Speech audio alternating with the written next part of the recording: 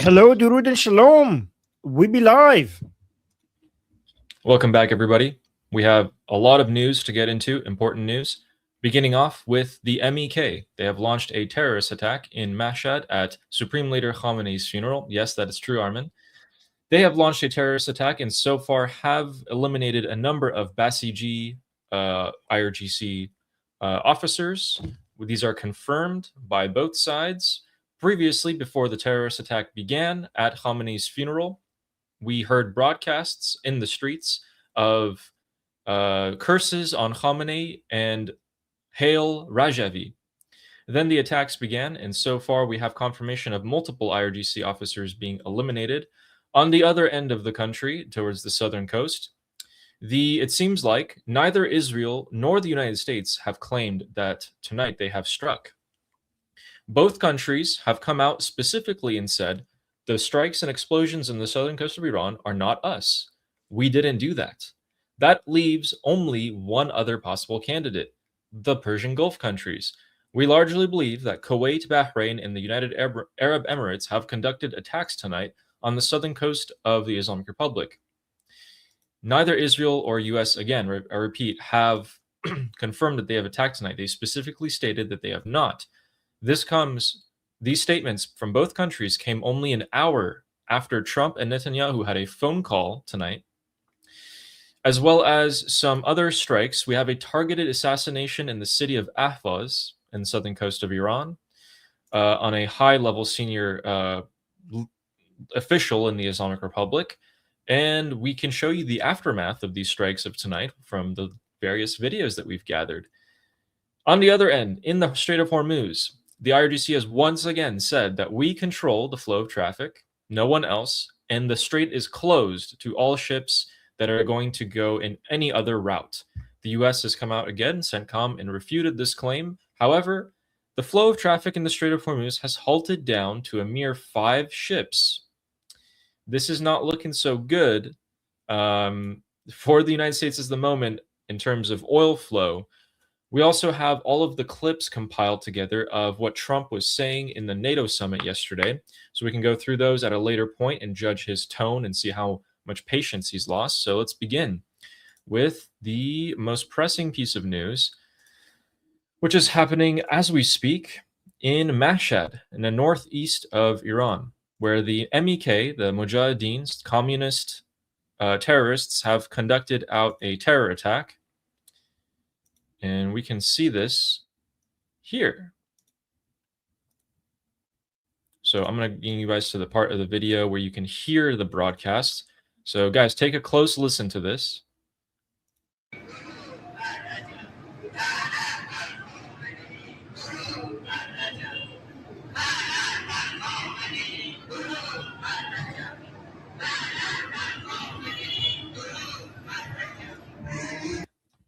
Can you hear what he's saying?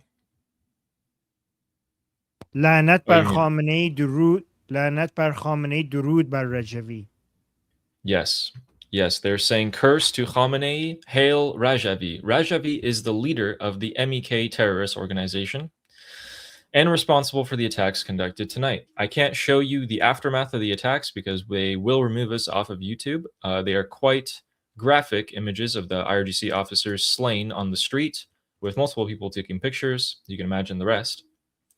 But there are strikes tonight, guys. So again, strikes were confirmed tonight. They just weren't by the US or Israel.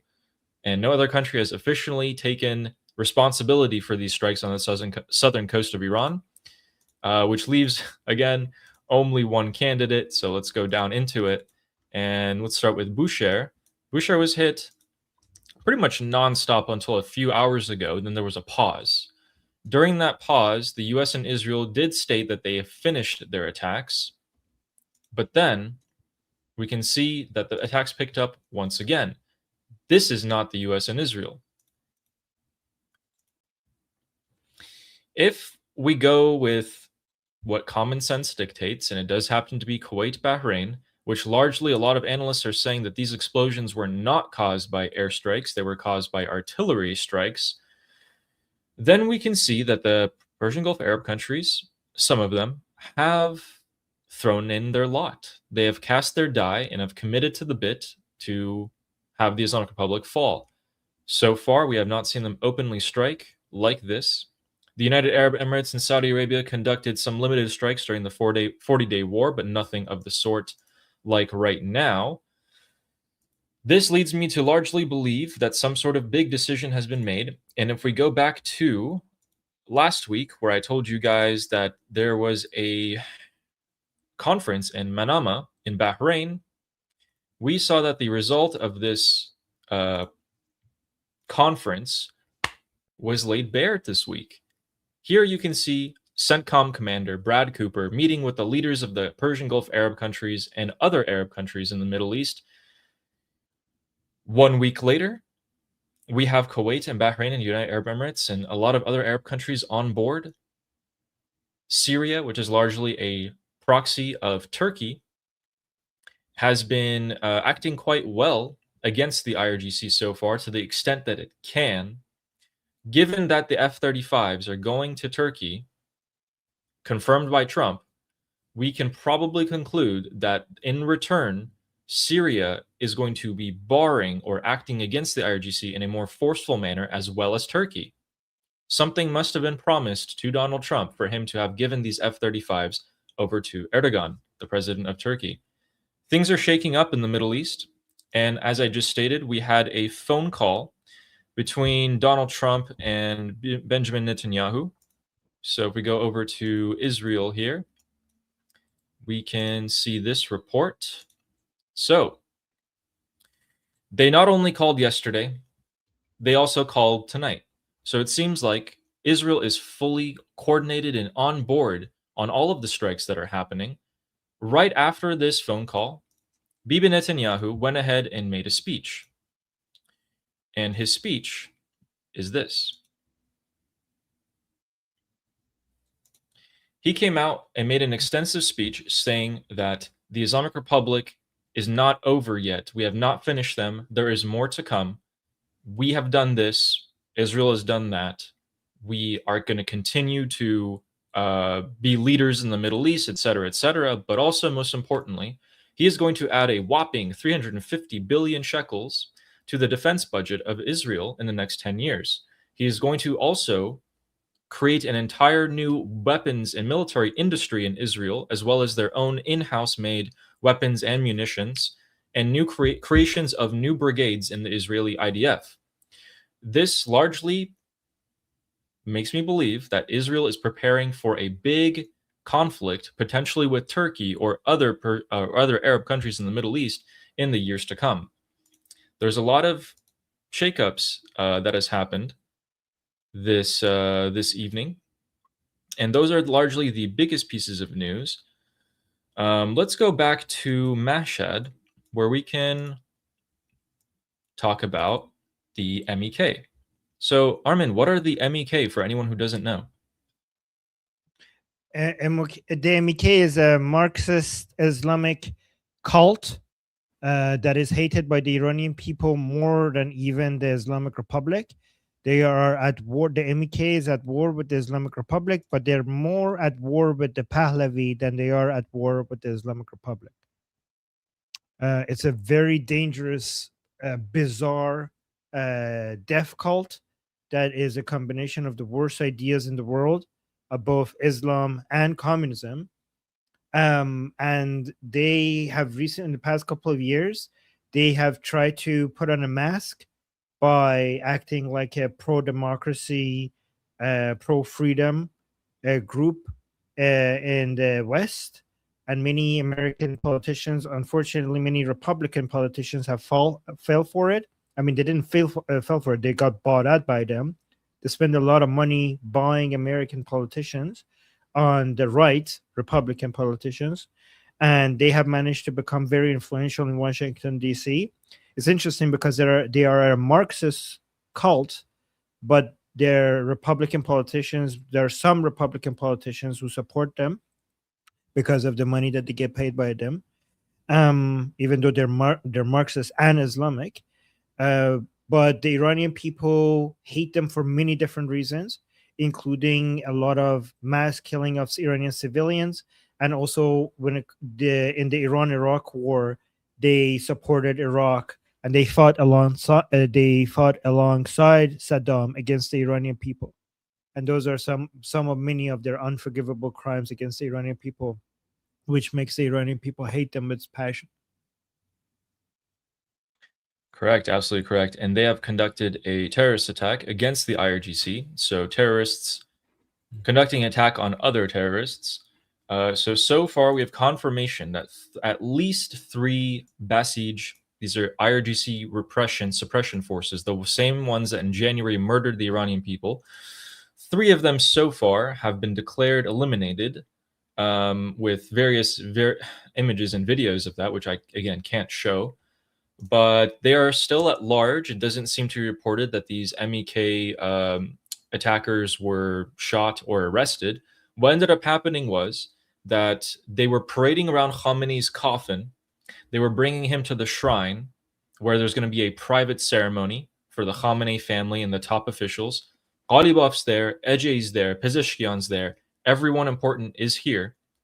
And then you suddenly hear broadcasts in the street of death to Khamenei, curses upon Khamenei, and hail Rajavi, the leader of the MEK.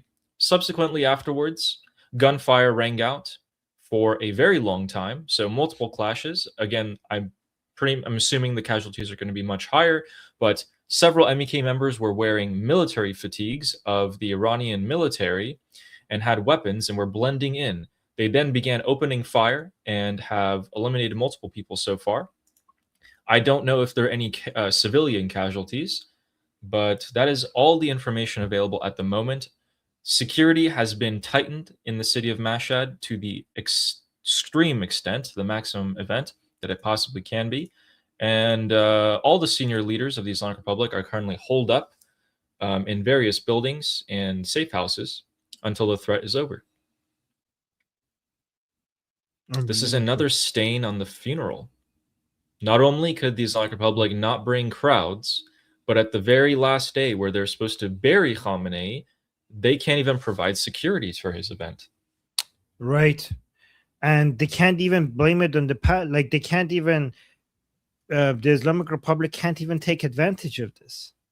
Like it's because the MEK is taking full credit for it. They can't say it was the Zionists. They can't say it was the Pahlavi. The only thing they could do is, they're going to get a lot of attacks for not being able to provide security for the pro-regime people. And the group that is doing this is not even a group that they would want to discredit because they're already discredited. So the IRGC will not be able to take advantage of this when it comes to advertising. Many Iranian people are hoping both sides manage to take a lot from the other side. Like many Iranian people, when it comes to MEK versus IRGC, they're going to wish both sides a lot of luck.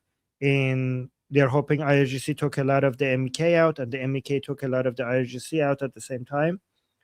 The MEK itself is taking advantage of a whole bunch of cult followers for them to raise their profile right now in the United States. The MEK, by the way, guys, if you must know, the MEK is not interested in toppling the Islamic Republic because they know if the Islamic Republic falls, their entire money generating, this whole scheme that they have will be over, because they know if Iran becomes free, the Iranian people are not going to choose the MEK. The MEK prefers that the Islamic Republic continues so that they could sell themselves as the opposition against the IRGC in the United States and continue to get financial support and raise money and do their lobbying work. And basically, this is a money-making machine for them. So they are very much interested in the Islamic Republic continuing, but they also do want to have some activities like these types of activities as a way. This is not a freedom. This is not a fight for freedom of Iran. Any attacks like this on the IRGC is just the MEK sacrificing some of their followers for the sake of advertising, so they become more relevant in Washington, D.C. Yeah, that's well said. So you guys can see Armin is pretty familiar with the MEK, largely because during the Iran-Iraq war, they were responsible. The MEK, Marxist Islamists, the best ideas in the world put together, were responsible for multiple thousands of deaths of the Iranians during the war. Not only that, they've also conducted huge bombings, car bombings, and other such bombings in Iran for a long time, killing many civilians within Iran. And so now they've retreated to a compound. I think it's in, I don't know what country it is in Eastern Europe, but they have a compound where they raise child soldiers Albania. and Albania. They raise child soldiers and other such brainwashed individuals, and they have a lot of money. So they have been able to buy out politicians like Mike Pence, for example, and other such politicians in the US to gain political favor. They have been cast aside by everyone and anyone because, again, the worst ideas you could possibly imagine, but have now tried to put themselves in the limelight in the most, well, it was supposed to be, where in Iran, the event with the most amount of eyes on it, today, July 9th, the burial of Supreme Leader Ali Khamenei, they kind of crashed the party there and have put all eyes on them in Iran at the moment. People are talking about that. I'm trying to see if there's anything new about that, which there isn't, which makes sense. There's a huge security curtain being raised in Mashhad right now. Everyone of importance is there in the Islamic Republic, and these terrorists are still at large, so they're going to be protecting themselves as much as possible. They can take they can take each other out for all I care. I really wouldn't mind that, actually. But yeah, let's see if there's any more breaking news coming out on that. But if we move a little bit westward from Mashhad on the border of Turkmenistan and Afghanistan, we can go to Aghala, where a what do we call it? A railroad bridge was struck in Iran. This is what that railroad would connect you to. So if you can see, it goes all the way up to Russia. This railroad goes from Tehran to Russia, but also this map, I did more research. This map doesn't show you that it also travels throughout Turkmenistan, Pakistan, and other countries, Mongolia, and into China. So not only does it lead from Astrakhan, Russia, to Tehran, it also leads from Shanghai, China, to Tehran as well.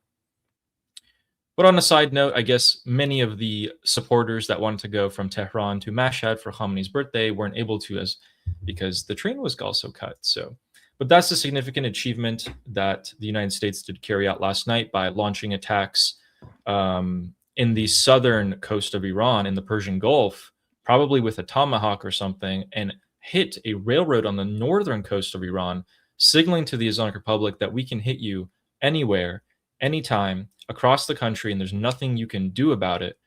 Telling Russia and China at the same time that we are aware that this line reaches you, don't do anything. Are we sure that was the Americans hit that? Are we sure that was the Americans who did that? We are pretty sure. Okay. Yeah. Short of them actively coming out and saying it, they did say that we conducted strikes in, also in Hamadan. They also struck Hamadan, which is very close to Tehran when you look at the grand map. So guys, over here, you can see that the capital of Iran, Tehran, is over there. If we go here to Hamadan, which is one of the oldest cities in the world, actually, and if you look at it right here, you can see a beautiful layout of the city. It's been here for thousands of years. It's kind of very organized. Like you can see some of the older European cities, it's kind of similar to that. But they actually hit in this county, and the governor actually came out and said, yeah, we actually had some facilities struck in Hamadan County. And then the IRGC forced him to shut up and retract his statements. So that also happened. And if you go a little bit down into the city of Ahvaz, we had a significant assassination conducted by, we don't know, because the US and Israel have both not claimed responsibility for it. Wow. We can largely believe that this is actually from the Persian Gulf Arab countries, either the Emirates, Kuwait, or Bahrain, with information from the US. Ali Reza Khodadi, he was an advisor of the provincial basically the IRGC command structure. He was a provincial advisor to them. So he was pretty high up in Khuzestan, which is one of the provinces in Iran where they launch ballistic missiles from. So he was in on a lot of different things and was apparently deemed to be an important enough target to assassinate, but not important enough for the US and Israel to do it themselves. So they handed it off to someone else. We haven't seen an assassination like that in a bit. So that was something of significance I wanted to show you guys. Yeah, this we haven't had an assassination like this for a long time. Mm-hmm. Yeah, so, and in other news, as per usual, Qatar and Pakistan are doing their damn best right now to bring the US and Iran to the negotiating table to once again calm down.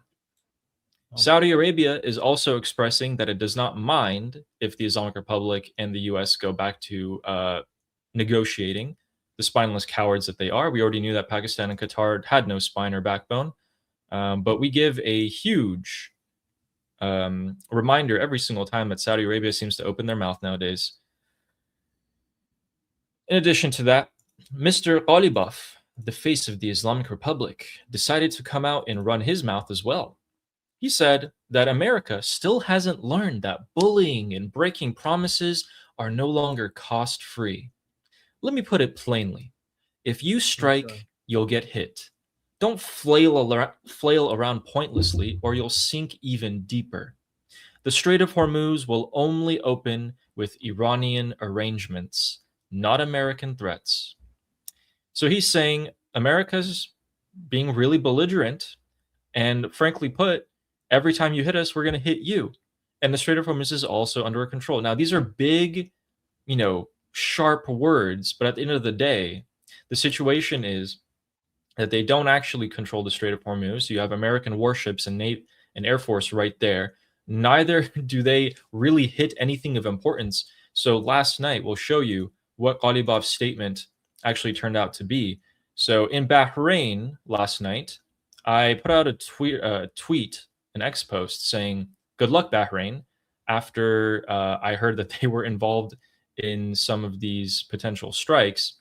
And what ended up happening was we heard that President Trump got a phone call last night saying, yes, Iran called, they want to make a deal so bad. But then Behnam Ben Taleblu is making an excellent point. If the Islamic Republic said they want to make a deal, supposedly, why did they go ahead and hit 4 U.S. partners in the region, all of which host a major U.S. base? How could they call first, being like, let's make a deal, and then hit? So not only did they hit Bahrain, they hit Kuwait, they also hit Jordan. So over here in a U.S. base in Azraq, this military base was subject to 10 ballistic missile attacks. I don't know if any of them got through. The United States has claimed that they have suffered no damage or minimal damage. The last time they said that, there was significant damage. So I'm not sure if there were hits or not.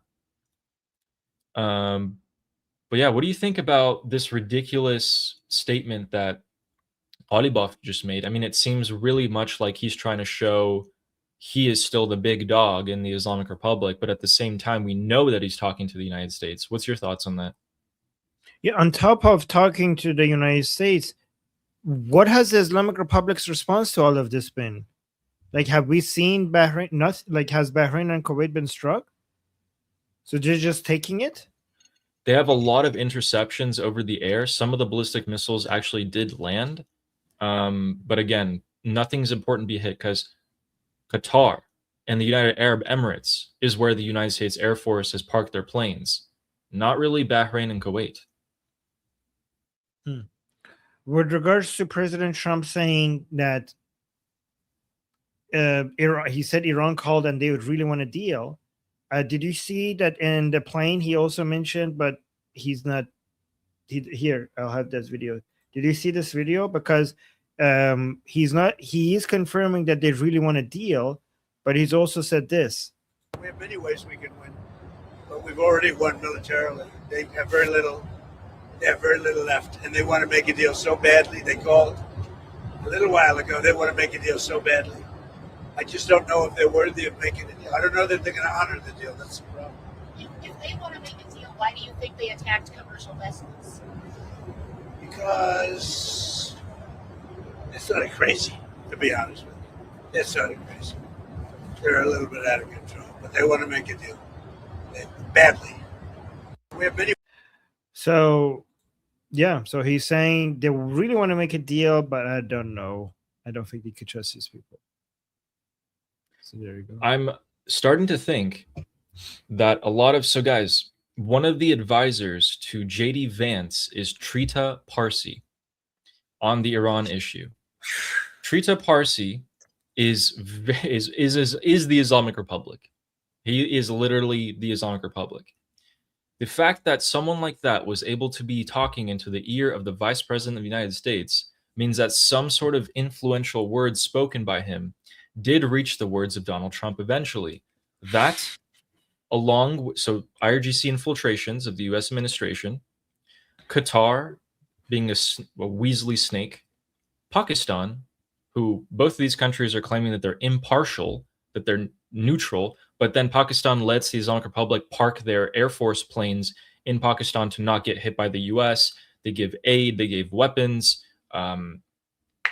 Anyway, Qatar potentially giving billions of dollars to the Islamic Republic. None of these countries are neutral. Qatar influence, Pakistani influence, infiltrations, Witkoff and Kushner telling Trump that you can potentially make a deal with these mullahs. Let me remind you that the late Shah of Iran, Mohammad Reza Pahlavi, had a very simple but effective quote. I don't understand why some people want to talk with the mullahs. They are not normal people. You cannot establish a dialogue with them. That was 50 years ago. Over 50 years ago. He was way ahead of his time, and he knew that all of this would happen. Now I'm questioning why many of the other leaders of the Middle East, or even potentially the US administration, would allow themselves to be swayed by things that we've known for decades. Well, this would be as a result of the people that I just mentioned, Trita Parsi, Qatar, Pakistan, potentially some of Witkoff and Kushner's words. Maybe they're influenced by some things here. At the end of the day, who knows about that? But we do know that a lot of these things did influence Donald Trump in the short term, and it seems like potentially he's going back to believing his own instincts based off of what he's learned. As Armin said, he is a smart man and he is learning, and he is learning through his own personal experience as the leader of the United States in the free world that I've tried everything. I've tried ceasefiring, talking with them multiple times, coming back to the table, withholding my strikes on infrastructure, and nothing changes. They come and hit 3 ships in 24 hours. We've hit them this much. They're still not going to come talk to us. Remember, when the Islamic Republic called Trump on Air Force One last night and said, we want a deal, whatever they offered him was not enough, because he said what Armin just showed you in that clip. Not much has changed on the negotiating front.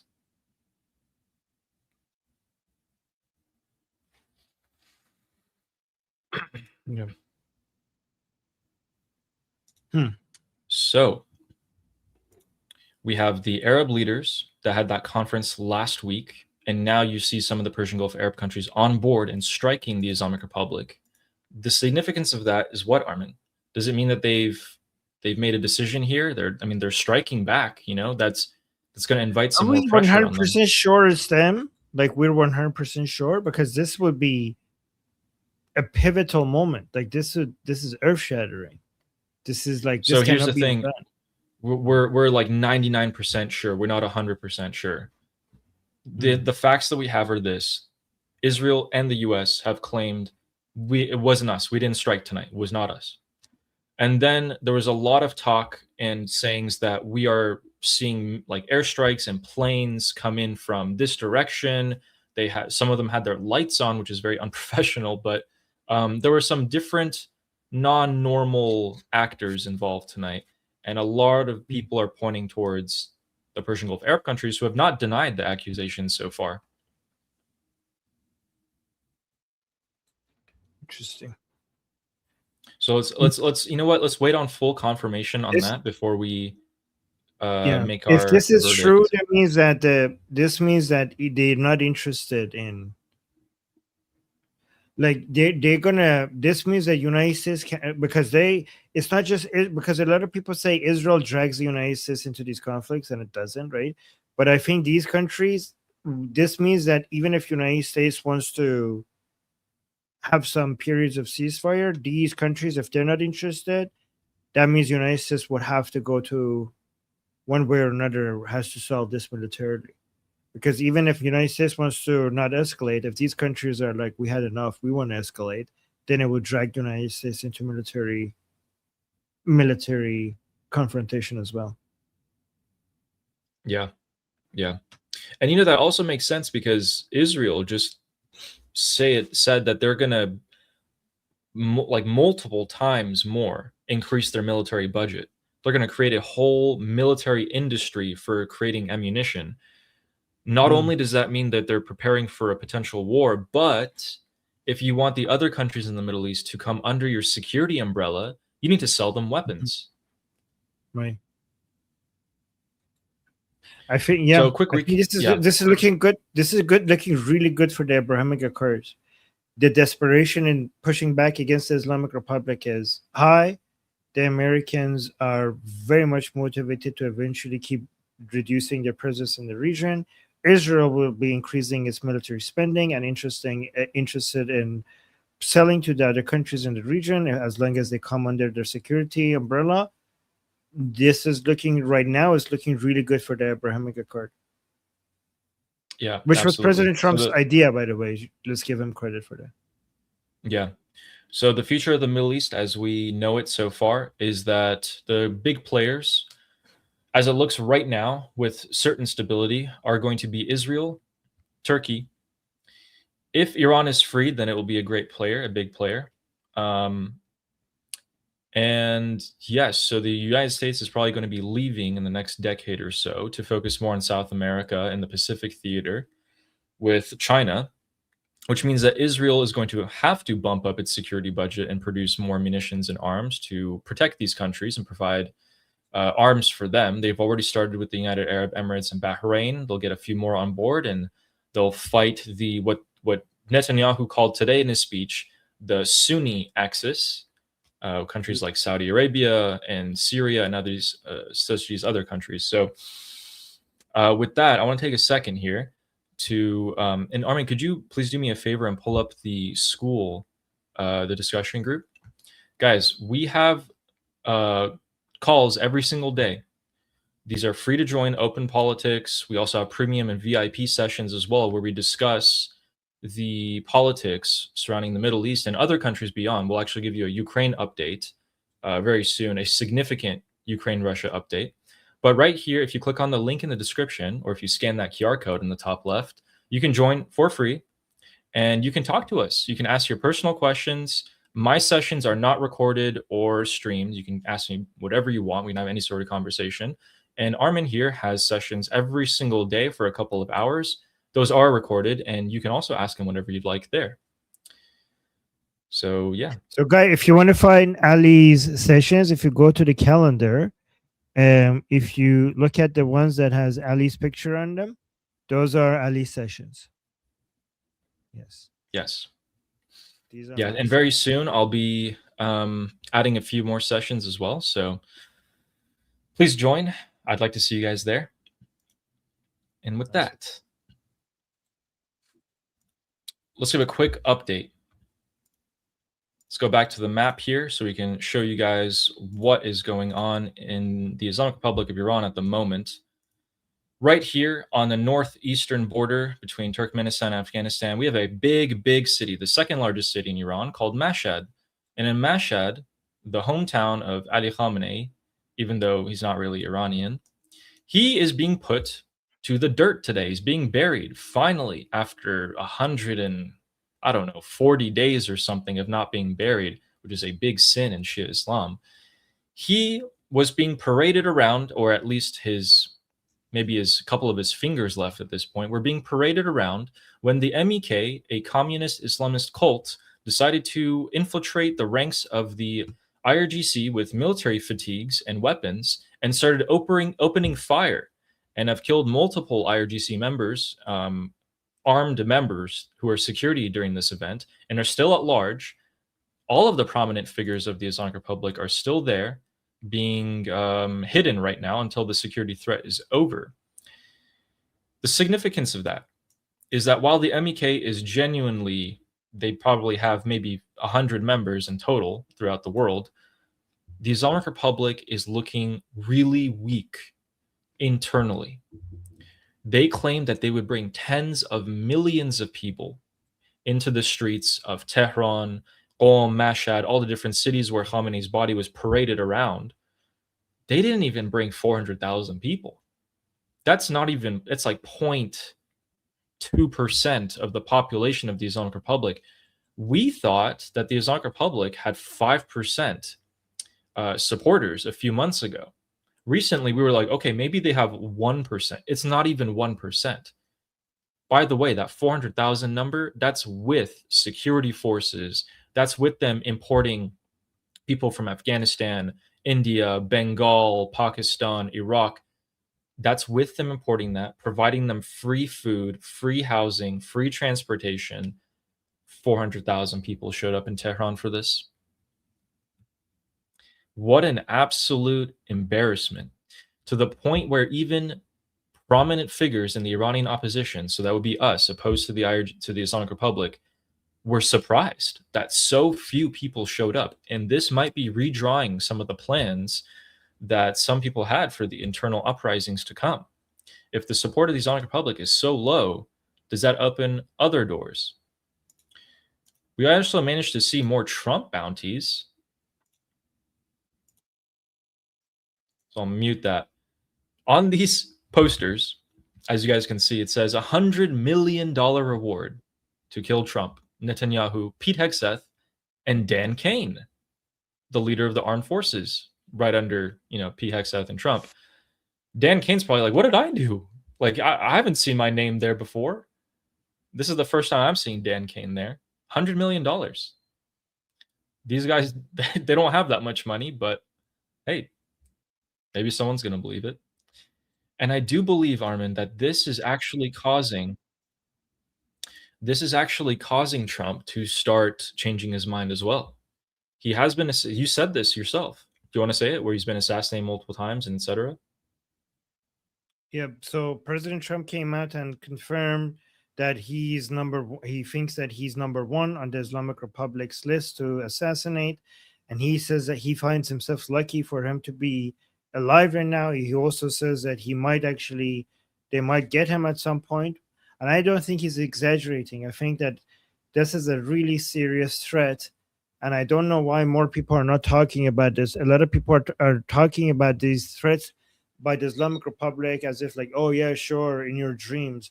I think this is such a serious threat that more people need to be taking a lot more seriously than they are. You're absolutely right. When you have, in the official ceremonies as well, they had chants of death to Trump, death to Netanyahu. We also saw that the Islamic Republic actually reached out to Mexican cartels this week as well, creating a new force and paying them money to start creating assassination operations on Netanyahu, Trump, Pete Hegseth, and Dan Kane, and others within the U.S. administration. So these are not empty threats. It seems like they are acting out on it, and this should be taken seriously. While the Islamic Republic themselves are largely a joke, at the end of the day, they have money to hire assassins and trained killers. We don't want to see a scenario where that ends up being successful at all.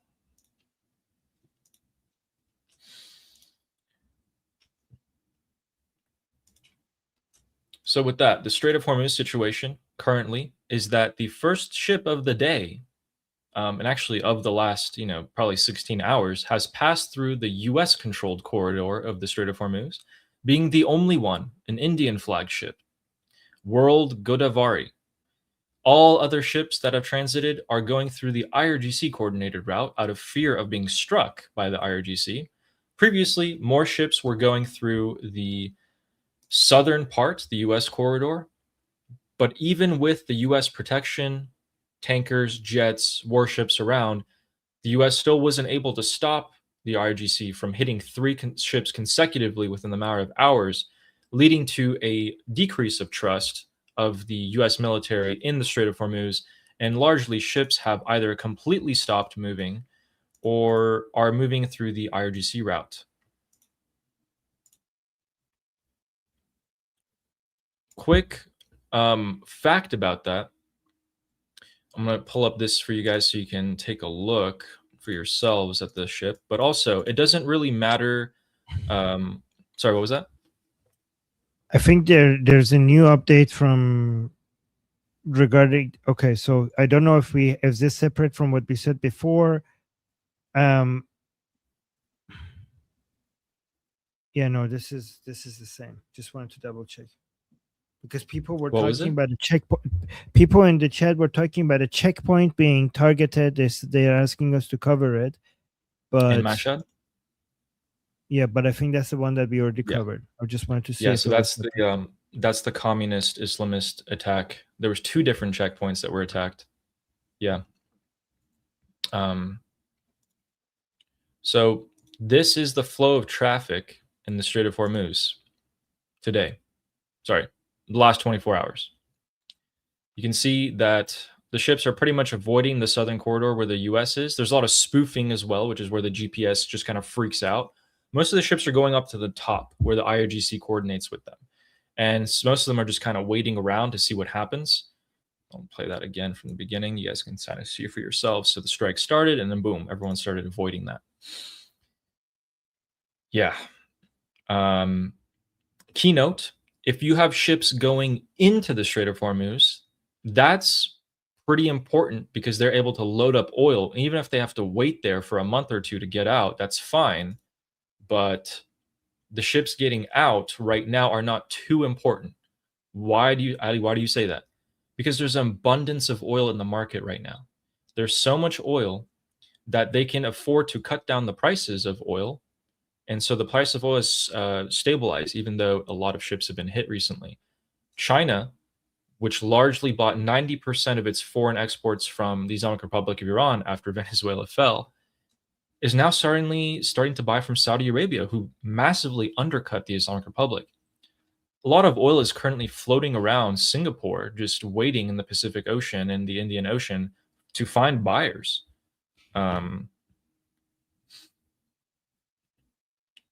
So yeah, there we go with the oil situation. Let's actually check on Brent oil right now. Let's see what the price of oil is per barrel. It is 75. Actually, it took a sharp downturn today. It was at 77. Oh, wow. It was at 77.3. Now it's at 75.3. So I'm wondering why we just had a sudden massive drop off in the span of 4 hours. What the hell?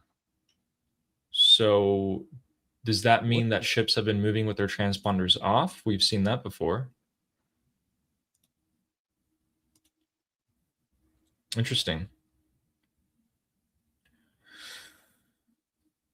This is interesting. That's actually not making too much sense. Why is this happening? The price of oil just sharply dropped. Why? So it sharply rose all of a sudden, at a massive spike when these strikes started, but then it's not only decreased, like that massive spike that happened, not only did it like even out, it actually went lower than before.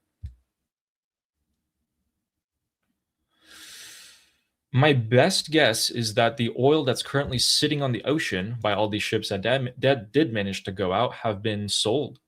A large portion of them may have been sold. But speaking of oil, I think right now would be a pretty good time to give you guys an update on what's going on in the Black Sea with Crimea. So Russia, in a desperate move, has attempted to bypass the Ukrainians through Crimea before Crimea is taken, which it's about to be taken back by the Ukrainians. They attempted to have a huge oil fleet go through. Well, let me show you guys what happened to it. This is what the Ukrainians have done to 49 oil tankers owned by the Russian Federation. Again, 49 oil tankers were just blown up by the Ukrainians in the Black Sea. Jesus. In 96 hours. So this week, a major part of the Russian oil fleet has been completely taken out of commission. I actually thought in this one, can you even see the oh no, okay, that's just the heat from the, okay, gotcha. I thought that was, yeah. But these guys, how skilled are these guys? I mean, these drones are moving really fast, and it cannot be easy to operate these, and they managed to hit their target. It also looks like, funnily enough, some of these operators managed to customize their HUD, what they get to see. And this guy has a purple heart as his crosshair, which is kind of like a video game.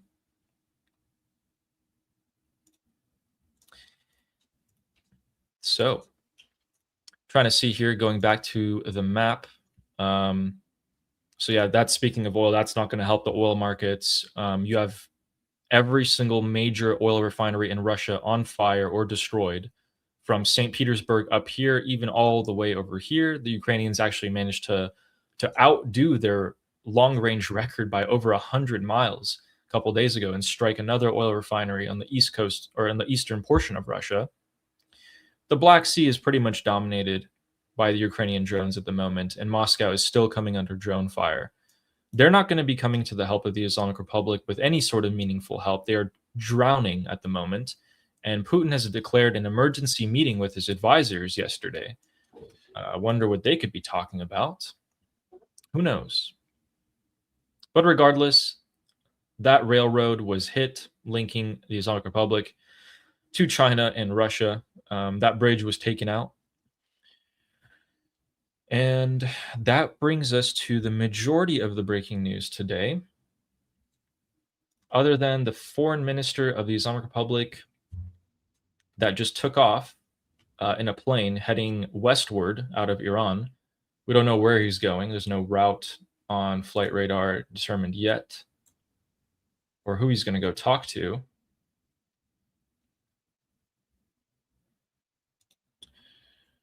So we have a segment on our show called Allegrams, where I go into the IRGC group chats in Iran and I find messages from the regime supporters who like to talk politics. And they have no idea I'm there, so don't tell anyone there. But the first message, and these guys are all, this is all in Farsi, so we'll translate this for you guys. But this is a couple of interesting messages today. All right, so this one is, let me just put this back in Farsi. And Armin, can you tell us what this means? تو هیچ وقت از اونجا میامی نخواهی خود قالیباف Miami, okay. So the Islamic Republic is forced to buy wheat, beans, and other such barley from the United States farmers. They have to sell their oil. That money goes into an account that the U.S. controls and lets the Islamic Republic buy food from U.S. farmers. People are so incredibly humiliated. The regime is so incredibly humiliated with this that you have supporters coming out and saying, Ghalibaf, by the way, they're blaming Ghalibaf, who's talking with the Trump administration, for everything. They're blaming him for all of the deaths, the strikes, the humiliations, the supreme leader dying. They're really, really mad at him. And Ghalibaf's plan was for them to get mad at other people, but they're actually mad at him. So for once, the regime supporters seem to be, some of them, seem to be maybe like room temperature IQ, and you have them like right there. Maybe there's like a slight gap. They're waking up a little bit. And they're calling him out, saying that you are never going to see the benefits of your work, of your scheming work, and insulting him. We also have this. So after a news agency called Fars in the Islamic Republic reported about the explosions, someone came out and said, our dear Iran, thanks to these regime officials, has become like Gaza and Lebanon, where they can just come and bomb wherever they want. The gentleman responsible, you only die once and you only cry once. Put your hands on your knees and at least die like a man. These are regime supporters telling their own leaders, like, you only die once, so just die like a man. If you're trapped by your children in Europe and America, just open the way out, go get martyred and let the people speak. What this person is saying is that the top officials of the Islamic Republic really do send their children to Europe and America to live luxurious lives while they themselves continue to oppress the Iranian people inside of Iran. And this guy is calling them out again. Today and yesterday has been filled with nothing but intense criticism of the Islamic Republic leadership by these supporters, who just a few months ago were avidly advocating for the same people. Moving on to the next one. Someone said, I think you are all stupid. Even the commanders of the IRGC understand that they don't have the strength to fight the US and Israel. But you're saying that they're hiding behind Pezeshkian and Ghalibaf? So that translates into doctor and carpet weaver, because that's what their name means in Farsi. Why aren't the IRGC commanders protesting? Huh? Because they know that their job is done. They don't have the strength to fight. They can't do anything. And they're letting these negotiations go ahead. Even though, so a lot of these regime supporters, believe it or not, used to think that they were winning in the war and that they actually want to go back to the strikes. We have another one here. And then I'll get your guys' opinions on this, on all of these messages. Okay. And so that person who just said, I think you're all stupid, even the IRGC commanders know that they can't do anything. This guy said, because the IRGC begged the Islamic Republic's government, so Pezeshkian, to give them 20 million barrels of oil to strengthen their military. And this was confirmed. Pezeshkian came out and said this. We had to give them 20 million, the revenue from 20 million barrels of oil for them to even stay afloat. And he's saying that because the IRGC got this oil from the government, they made a deal that the IRGC won't come out and speak out against the negotiations and the MOU and the talks. That's actually something that I want to get your opinion about, Armin. So basically, this person is claiming that when Pezeshkian said we gave them 20 million barrels, the IRGC, what we got in return from the IRGC was for them to zip their mouth. Don't say anything. To me, this sounds like Ghalibaf is using his financial and American pressure influence to also silence the IRGC, right? And I think these people are starting to notice that it's not just the politicians who are being bought out, it's also IRGC. This is what we have been waiting for people to notice that it's not just the suits, but it's also the boots. And if pro-regime people start losing faith and loyalty to IRGC, that is the first layer of IRGC being attacked. The three layers being soft power, financial power, military power. Right now, the financial power and military power of IRGC is too high for you to be able to make a meaningful dent into it. But the soft power is the first to go before you go to financial power. First, before you take away their financial power, you have to reduce their position within the supporters of the Islamic Republic. And I think this is the phase that we're in right now. Is that your understanding? Yes, and I also wanted to ask you, in your opinion, the cracks, what are the cracks that you've seen, the fractures that you've seen in the Islamic Republic? And what do you think could help make those cracks bigger? The cracks within the IRGC itself? So we have we have two factions, as we both know. We have the IRGC, then we have basically Ghalibaf and whoever he's managed to pull on his side. What are the different weakenings and cracks that we've seen in both factions? So within Ghalibaf's camps, we haven't been seeing weakening. We have been seeing increase in power. Within the IRGC, we have been seeing submission to Ghalibaf more and more.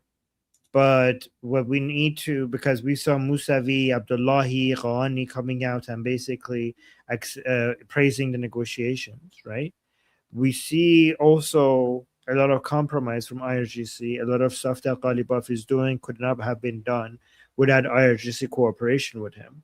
But what we want to see the most is these two things. We want to see streets, the pro-regime people turning against IRGC, which we're saying, based on the evidence you're collecting, we're saying the beginning phases of that. But then the most important thing to see is not fraction between these different segments of the Islamic Republic, but inner IRGC versus IRGC fragmentation. That's what we want to see the most. Right now, based on the stuff that we've seen, it seems like Vahidi and Jafari are on one side and against basically getting closer to Ghalibaf, and Ghani, Mousavi, and Abdullahi maybe on the other side, getting closer to Ghalibaf. But that hasn't surfaced and become public yet. But once that becomes more public, that is when we see that, you know, the drama is now within IRGC, not just IRGC within other segments of the Islamic Republic. Gotcha. So guys, when we say IRGC, we mean the boots, the people with the guns and the actual real physical power. And when we say Ghalibaf, we mean the political power, the undercurrent that's currently sweeping the different factions in the Islamic Republic. So one side is strengthening, the other is weakening. It does seem to be in favor of the political group, the one that wants to talk with America, the one that wants to open up the economy of the Islamic Republic, and largely is going to do anything it possibly can to hold on to power. They're going to ride the wave, however way it may be. And that statement by Donald Trump last night on Air Force One was speaking out to me in particular, because he knows that the political faction in the Islamic Republic is stronger at the moment, much stronger in terms of people power, in terms of political power. And he knows that the IRGC aren't going to do anything as long as he's there, because he's just going to bomb them into oblivion. So him saying that I don't think they'll hold on to that deal. I don't think they're to be trusted with the deal that's to come. They can in the future, was sort of a new statement to me, telling that, hey, he is starting to think like, even if they make promises to me, what's to stop them from just breaking it at every turn, like they have with everyone else in the 47 years of their existence? Which, I mean, hey, you know, we all kind of knew that,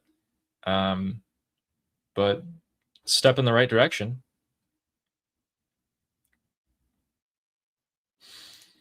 Some people are saying that there's updates on the communist attack. Yeah, I'm looking that up right now. I'm trying to. I'm gonna try and there's so many things happening, Ali, that I'm like losing track of everything. But yeah, tell me what's up. What's the update? Okay, so some people are claiming that this can also be Iranian opposition. This could just be the Iranian people who are part of the uprising and do not want the Islamic Republic, and it might not be the MEK.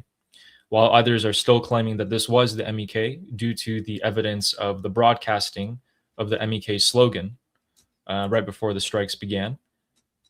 Can't show you guys the images, but let me read more about this. The images are, again, gory, not able to show you guys, but we did get confirmation. So there were at least 3 armed attackers with Kalashnikov rifles, so AKs, and they attacked 2 security checkpoints right near the burial site of Ali Khamenei, where he was being paraded around.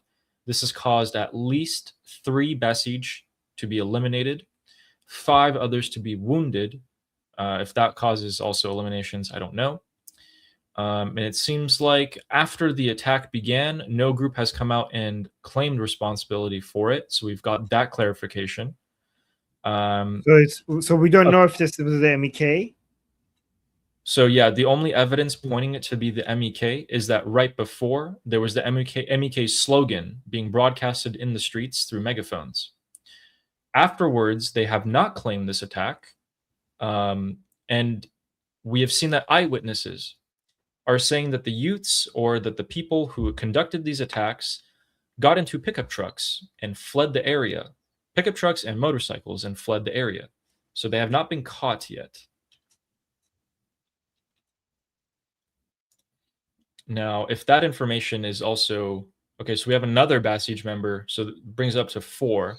So 4 Basij members confirmed to be eliminated now. Again, this is all right now. So by tomorrow, we should have the facts here, or maybe even in the next 30 minutes or hour.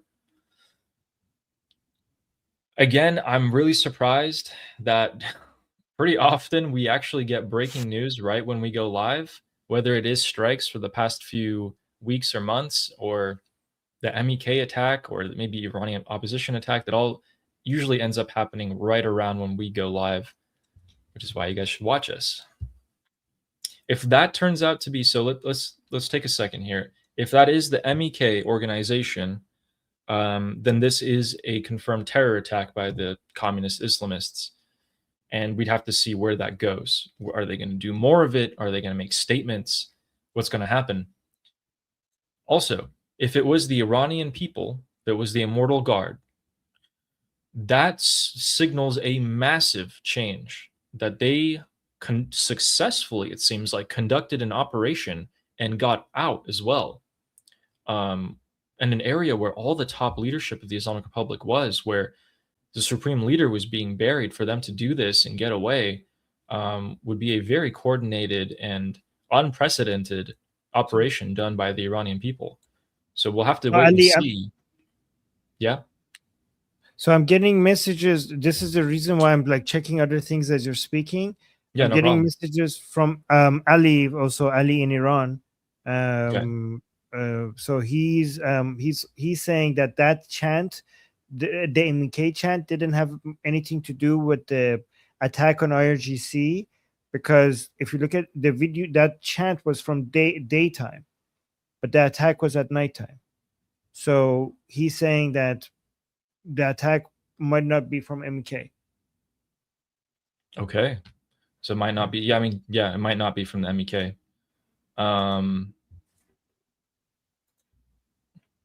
So yeah, could be the Iranian people. Thank you, guys. Thank you for messaging. So this is why guys, this is why Ali is talking, I'm checking because people are messaging me a lot from inside Iran right now. So while Ali is talking, I'm checking these messages as well. And thank you, Ali, for your messages. The other Ali. If this is if this is not from MEK, then it might be the Garda Javidan, the Immortal Guard. It might also be the Islamic Republic itself. Could be. Yeah. What purpose would it serve if it was the Islamic Republic? Well, it could be parts of the IRGC that are trying to create anger against the MOU. It could be that, but it could also be the Immortal Guard. We do have a piece of news from the. I think this is from. Let me double check where this journalist works for. It's about a plot to assassinate Donald Trump. Okay, somebody is saying, is it Mossad? Mossad wouldn't take. If Mossad does assassination, they would do something that is a lot more significant in value. Yeah, and much more professional. I mean, this was more of an amateurish attack here. Still successful, apparently so far. So according to, looks like the Middle East exclusive, or journalists who have worked for the Wall Street Journal and others. Yeah, so Wall Street Journal. Okay.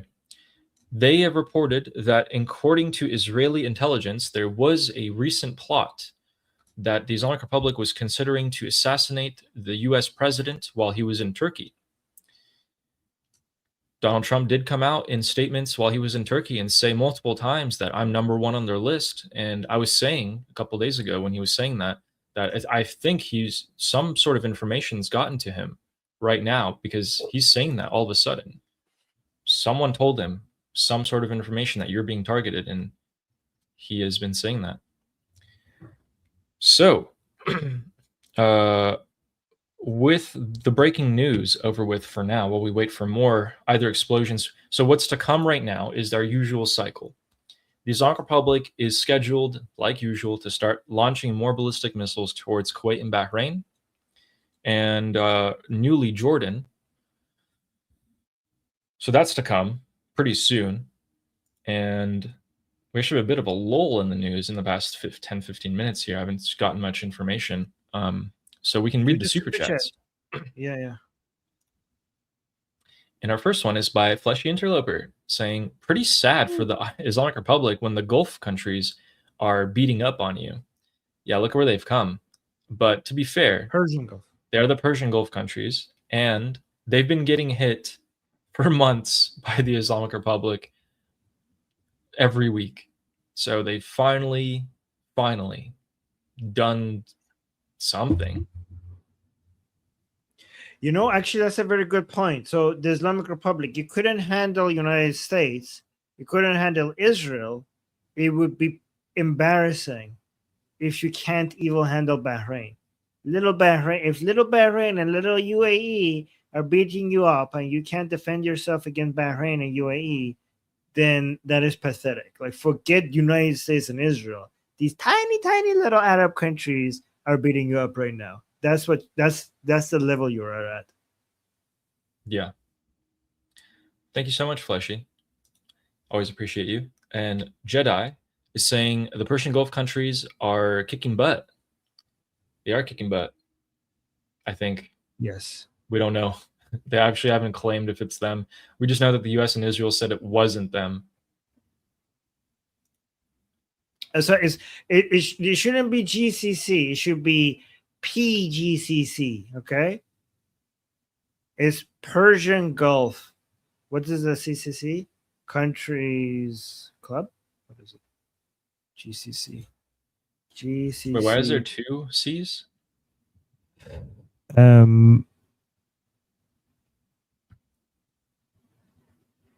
don't know, Ayla.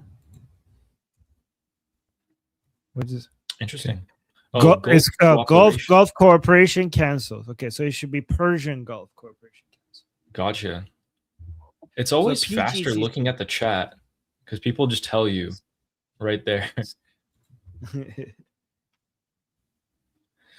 And thank you, Jedi, who also said, this one goes to Armin to get the confetti. Ooh. Ooh. Thank you, Noah. Thank you, Noah. Appreciate you. Thank you. Thank you. And Zip Gunnel says, it's likely that the increased Israeli budget in the new industries is about safeguarding Israel against the US dropping military support in the future. So the reason why Bibi said it was 10 years, over the next 10 years this will happen, is because he also said a month ago or 2 months ago that he's also going to cut US support to Israel over the course of the next 10 years. So it looks like a kind of equilibrium here where we're decreasing support for Israel and increasing their own self-reliance on their own military and munitions productions. This is why I think United States kind of stopping, reducing direct financial, aid to Israel, Ukraine, and, Taiwan and countries like this, and also pushing NATO countries to spend more of their GDP. A lot of people see this as an anti-Israeli, anti-Taiwan, anti-Ukraine, anti-NATO member countries. I think it's going to make them stronger. I think this is going to make Israel stronger. This is going to make Taiwan stronger. This is going to make Ukraine stronger. It has made Ukraine stronger.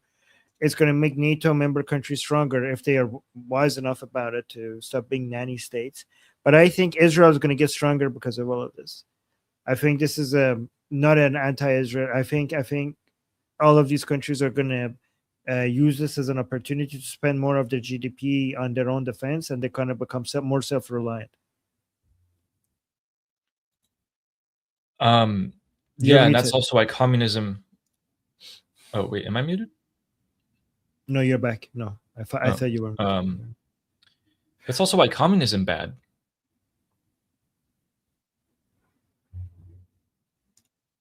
We have a quick bit of breaking news for you guys, actually. So this is a very reputable Iranian news account here that is usually posting in Farsi. And they have reported that according to their information, we actually have another high-level assassination or, well, result of strikes that has happened. This person here is the, what do you call it, the 2nd Brigadier General and commander of the Shiraz IRGC base. He's been destroyed. So their facility got hit by 4 missiles, and then 10 minutes later got hit by another 6. And afterwards, they must have found whatever was left of him and proclaimed him dead. Other casualties at this time are unknown. That makes another high-value target. So that would be Shiraz. That's also, it's south-central Iran. So let me get some more credible accounts to verify that as well. And that would be added onto our bingo list. But with that, make sure we're careful, because a lot of who's reporting that. Can you go back? That's live Iran news. Yeah, no, it's this person. We're not trusting that. Bring it back up. Okay. Yeah, we're not trusting that. We're not trusting that. Gotcha. Unless this is not okay. So if people like this post this, we're gonna be we're gonna say, like, this is what people are saying. We have no idea. Okay. So only if this is approved by Iran International, the White House, Mossad, the IDF, CENTCOM, President Trump, government officials in the US, that's the only time we're confirmed. We're gonna, a lot of these people post this and then they remove it once they realize that it's wrong. So I'm not saying it didn't happen, but we have to be careful. I'm not saying we shouldn't report on it, but we have to mention that this is what is being said, and we don't know, and we'll see. That's what I think. Gotcha. Yeah, usually that counts pretty good, but you're right. Let's get a more credible source to show that. Yeah. So if accounts have a good history, we're going to report it as possible, but not 100%.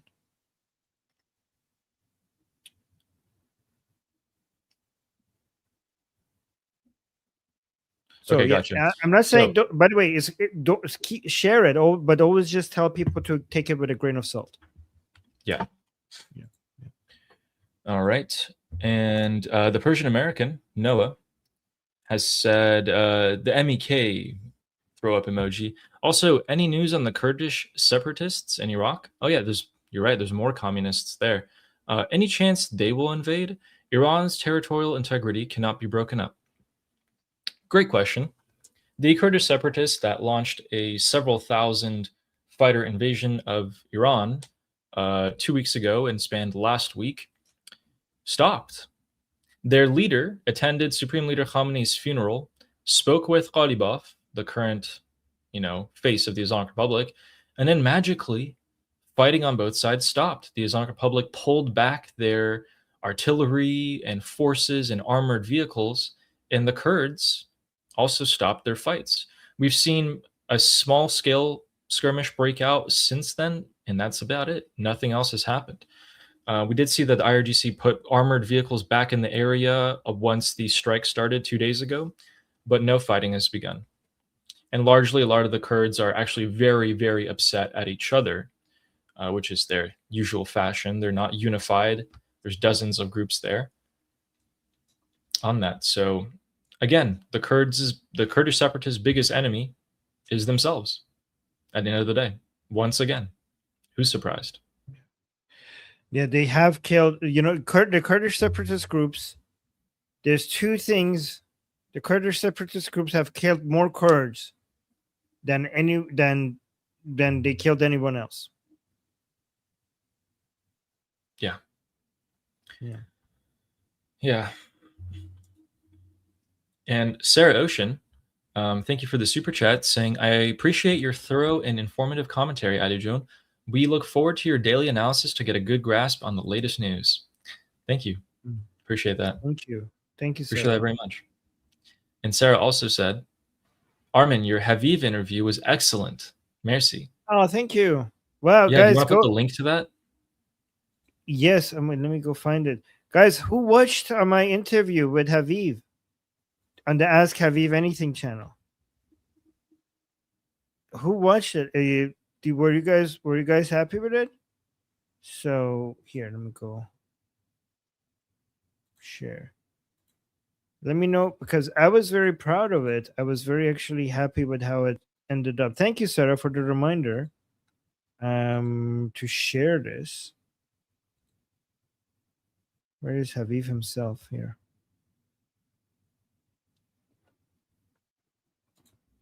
So yeah, let me put this link in the chat. Guys, go watch this and tell me if I did good. Okay, fine, Sarah saying, I've only listened to half of it so far. It's great, but his editing is okay. Okay. Go watch it. Oh, look at this. Samantha saying, I watched and loved it. Okay, that's good. I appreciate you guys. I started about half. Okay. Great interview. Great. Oh, Gandalf from Iran is saying, Armin is 100% right. Communist separatist Kurds killed more Kurds than anybody beside Saddam, probably. Even two branches of one same group, like Kamala, killed each other not so long ago. Okay. Thank you, Gandalf. Gandalf has a lot of information. You should always use him. As Ali, always pay attention to what Gandalf is saying. But yeah, guys, Gandalf is actually in the military of Iran as well. Oh, wow. Okay, Ali watched it. Ali from Iran also watched it, saying, I watched it. It was perfect. Wow, perfect, you say. Perfect, you say. Thank you. Okay, guys, go watch it. I talked about the Iranian people, where they are right now, their opinions on the MOU, their opinions on the negotiation, the current situation with the uprising of the Iranian people, the revolution against the Islamic Republic, where that stands, their view on Princess of Pahlavi. I responded to a lot of attacks and skepticism on Princess of Pahlavi, so I think this was a really good defense. This show ended up being a really good defense of Princess of Pahlavi in general. I think that's Thank you. That's one reason I liked it a lot. Yeah, thank you. Thanks for doing that. Yeah, well, thank you. And thank you very much. Can I just mention something about Ali? The Ali with us here.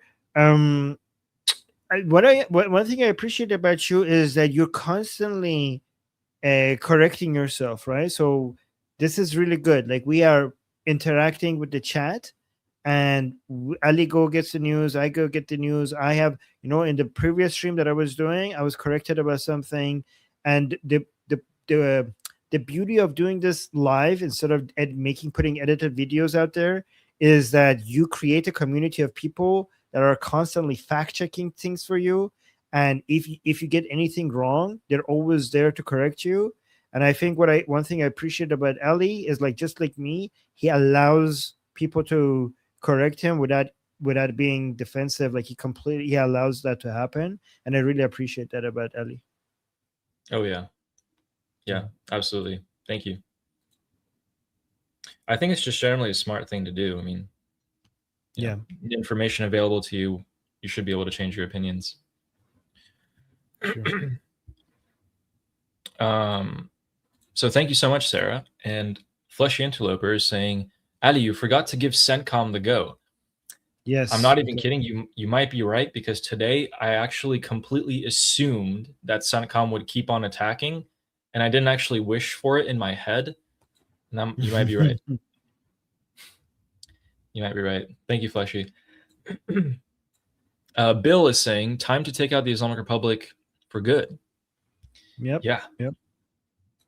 And by take them out, I mean eliminate completely, not a trace left. Thank you, Bill. I think we all agree on this channel. And Fleshy Interloper saying straight chart is now posted in school. Okay, so Fleshy went ahead and got us the info on the ships that have gone through the Strait of Hormuz. The reason why we check that is because that affects the price of oil in the days to come and in the weeks to come. So let me real quick pull that up so we can show that. There it is. So feed traffic.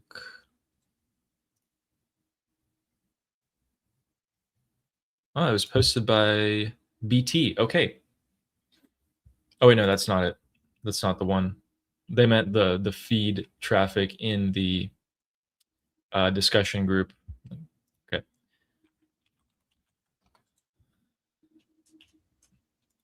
Fleshy, could you could you send it to me on school? I don't really see it. I can't find it, but we'll come back to that in just a second. Sarah Ocean, thank you for the super chat. Said Ali Trebek, facts all day, air day. Trebek. Do you know what Trebek means? No. Hold on.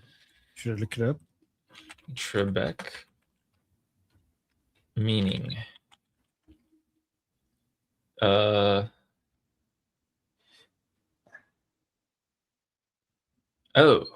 Okay, so according Alex Trebek, to I the think Urban Dictionary. Alex Trebek. Okay, go on. No, I shouldn't say it. I mean, according to the Urban Dictionary, it refers to a male genitalia. No, it doesn't. This is Alex Trebek, which was in Jeopardy. So he's just changing the name of he's just saying Alex Trebek is somebody who did Jeopardy, and he's just changing your name to Ali Trebek. Yeah, no, I'm kidding with you. Yes. I'm kidding, Sarah. I just wanted her to panic. People are saying you're too young. Yes, you're too young. Okay. Everyone always says that. They're like, he's too young to remember that. He's too young to think that. Maybe. Oh my god, that's funny. Okay. So I'm just messing with you, Sarah. Thank you. Thank you very much. And Steak and Beans gifted 10 Liberty Politics membership. Thank you very much. Thank you, Steak and Beans. And oh yeah, that's a great opportunity, guys. Please subscribe to both of our channels. So Ali Sawani and Liberty Politics. Make sure you're subscribed to both. I go live. We go live together every single day. But then Armin also has his own live streams. So in case you haven't seen him before, please click on the subscribe button if you like what he has to say. He goes live. I don't know how you do it. He goes live for like 8-10 hours a day every single day for the past 6 months. I'm not even kidding. Yeah.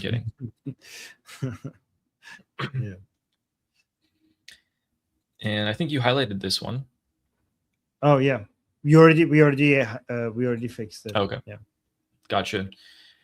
Yeah. And Fizz Indrasist says, "Thank you, Ali and Armin, for the best shows." Well, thank you for watching and being interested in this in Iran. Appreciate that. Thank you very much. And the Persian American is gifted 1 Liberty Politics memberships. Thank you, Noah. Thank you. As well as James Moore, thank you for the super chat, saying the most important information is the true information. Love your work, guys. Thank you, James. And that's why Armin corrects me and makes sure that I stay on 100% factual, confirmed information. Even if it's like 90% confirmed, let's wait until it's 100%. So yeah, thank you for watching, James. Appreciate that. Thank you. And Leo saying, Armin, congrats on reaching 93,000 subscribers. So proud. Oh, I didn't even know. Well, thank you. You did it. Appreciate that. We're 7K away from 100K, guys. Thank you for telling me that. Yeah, guys, if you're watching us on Liberty Politics YouTube channel, please subscribe. Let me see. Oh my God, look at this. 93. Yes, so 7K away from 100K. So if you're watching, guys, if you're watching us anywhere else, just come to Liberty Politics YouTube channel and hit subscribe. so that we could get to 100K. You'll get a plaque for that, right? At 100,000 subs. Sometimes no. If they think your channel is Oh. controversial, they might not. Yeah. I think you should get it. We also had a nice comment by Carrie saying, I know most don't care, but I appreciate the decrease in cussing in the show, Ali and Armin. Thank you. Ooh, okay. We actually had a talk about that last week. We're like, hey, Yeah, should we Ali made cuss me. less? Okay, Ali made me do it. But you know, with the monkey, when I have the show with the monkey, he keeps cussing, and I'm like, and then I'm not cussing, and I'm the atheist. He's the Christian, so I don't know. Wait. Fine starts saying I hate it. The reduction in cussing. You hate that? Wait, what? Oh yeah, Yes, Ali is. well, there's people who want more cussing. They're like, is it my fault? It is my fault. Ali told me to cuss less. So yeah. Yeah. So the Christian in our group is cussing more, and this atheist over here convinced me, the atheist, to cuss less, while the Christian in our group is cussing the most right now. Seriously. Yes, this is when he chimps out. Yeah. So you're gonna get to 100,000 soon, and then I'm at, what am I at? I'm at 2,200. Ooh, yes. Or 2,000. Wait, 2,300 now. Okay, cool. Yes. Oh yeah. Sweet. So we're to 3,000 soon. So guys, make sure you subscribe to Ali. I'm gonna put the link to Ali's channel in my chat. Let's get it up to 3,000. So, and then Father of Chaos has become a YouTube member. Welcome. Thank you for joining. Thank you. So, a thought just crossed my mind about the U.S. and Israel, or the U.S. not striking tonight, but letting potentially someone else strike. So the thing is, it's slightly concerning that they haven't struck, which is obviously, I think everyone has felt that. But the reason for it is that it might be the U.S. trying to de-escalate things. Maybe we had the peak of escalation last night with all the 170 strikes. And maybe today we didn't have them because they're going to try to see what the Islamic Republic responds with. The escalation in the first place was all dependent on what the IRGC would do. Would they strike Israel? Would they strike the US ships? What was their response going to be? And we saw the response. It was extremely weak. They launched 10 ballistic missiles at Jordan, a few more at Bahrain and Kuwait, and they called it a day after getting hit the hardest since the war. So the US backed off after seeing that weak response. And we could be seeing them try to return to the negotiating table in the short term as a result of that. We could also just see that all of these strikes were in preparation for a amphibious landing by the Marines, because all the key strategic points were hit and taken out. So we have to see what we're going to be hearing out of the U.S. officials in the next day or two here. The original meeting for the MOU talks is in 2 days in Islamabad in Pakistan. We'll see if they actually show up. Both sides are not really clear if they are going to show up so far or not. And let's do a quick sweep here to see that there was confirmation from Bibi Netanyahu that he spoke to Trump today. And he said that Trump updated me on American moves in the Persian Gulf. And then I told him about Turkey. I was raising some security concerns about Turkey. Is there anything else here that we have? We have the confirmation that the Mashhad shooting took place. Yeah,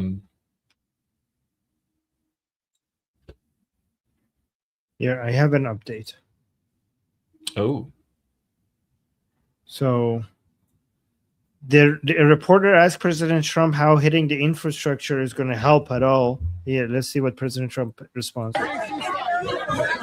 45-day ceasefire. Do you like that? How is it taking care of the Iranian people if you're bombing? Yeah, who you with? Who you with? PBS. Well, that's a radical left group of lunatics that you with.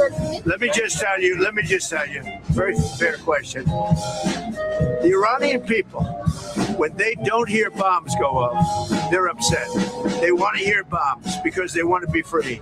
And the only reason they're not out protesting, you know that, is because they were informed that if they protest, like the wrestler and his friends, if they protest, they will be shot immediately. And that's an edict, that's in writing. If they protest, if they go out in the streets, they will be immediately shot. They don't have guns. You know, we sent some guns, but the group that was supposed to give, which I said would happen to my people, I said it, I called it exactly. We sent guns, a lot of guns. They were supposed to go to the people so they could fight back against these thugs. You know what happened? The people that they sent them to kept them because they said, what a beautiful gun, I think I'll keep it. So I'm very upset with a certain group of people, and they're going to pay a big price for that. Yeah, I think that's actually from last month. I mean, that's what I thought, but then Sean Hannity just right now. Interesting. So it might be maybe a throwback, maybe. Yeah, throwback. This is a new one though. Newly released footage shows Iran's Chabahar maritime control tower severely damaged after U.S. strikes. The tower is critical to Iran's what is this? Ability. I think. Ability. Yeah, it's a misspell. To exert control over the Strait of Hormuz. So look at this. Yeah, so this is in Chabahar, guys. Why is there a song in the background? This is one of the more important ports in southern Iran, closer to Pakistan, and that tower is coordinating ships coming in and out of the harbor, and they got it. That thing don't work anymore. Oh my god. I have a new update. Oh. Guys, pay attention to this video. You might miss it if you're not paying attention, okay? But this is very important. Pay very close attention to this area. You might miss it if you blink, okay? This is huge. Look at this.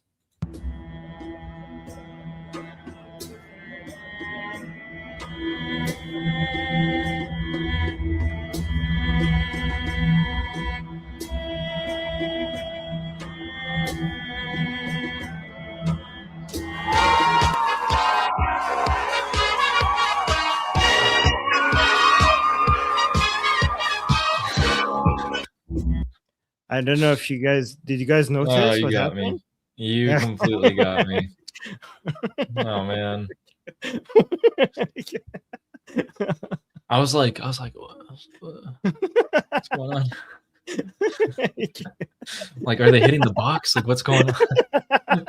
Is someone gonna take the turban from on top of the coffin? Are the people holding the cameras? Are they like secretly holding guns or something? And then Trump pops out of the coffin and I get rickrolled. Oh my god.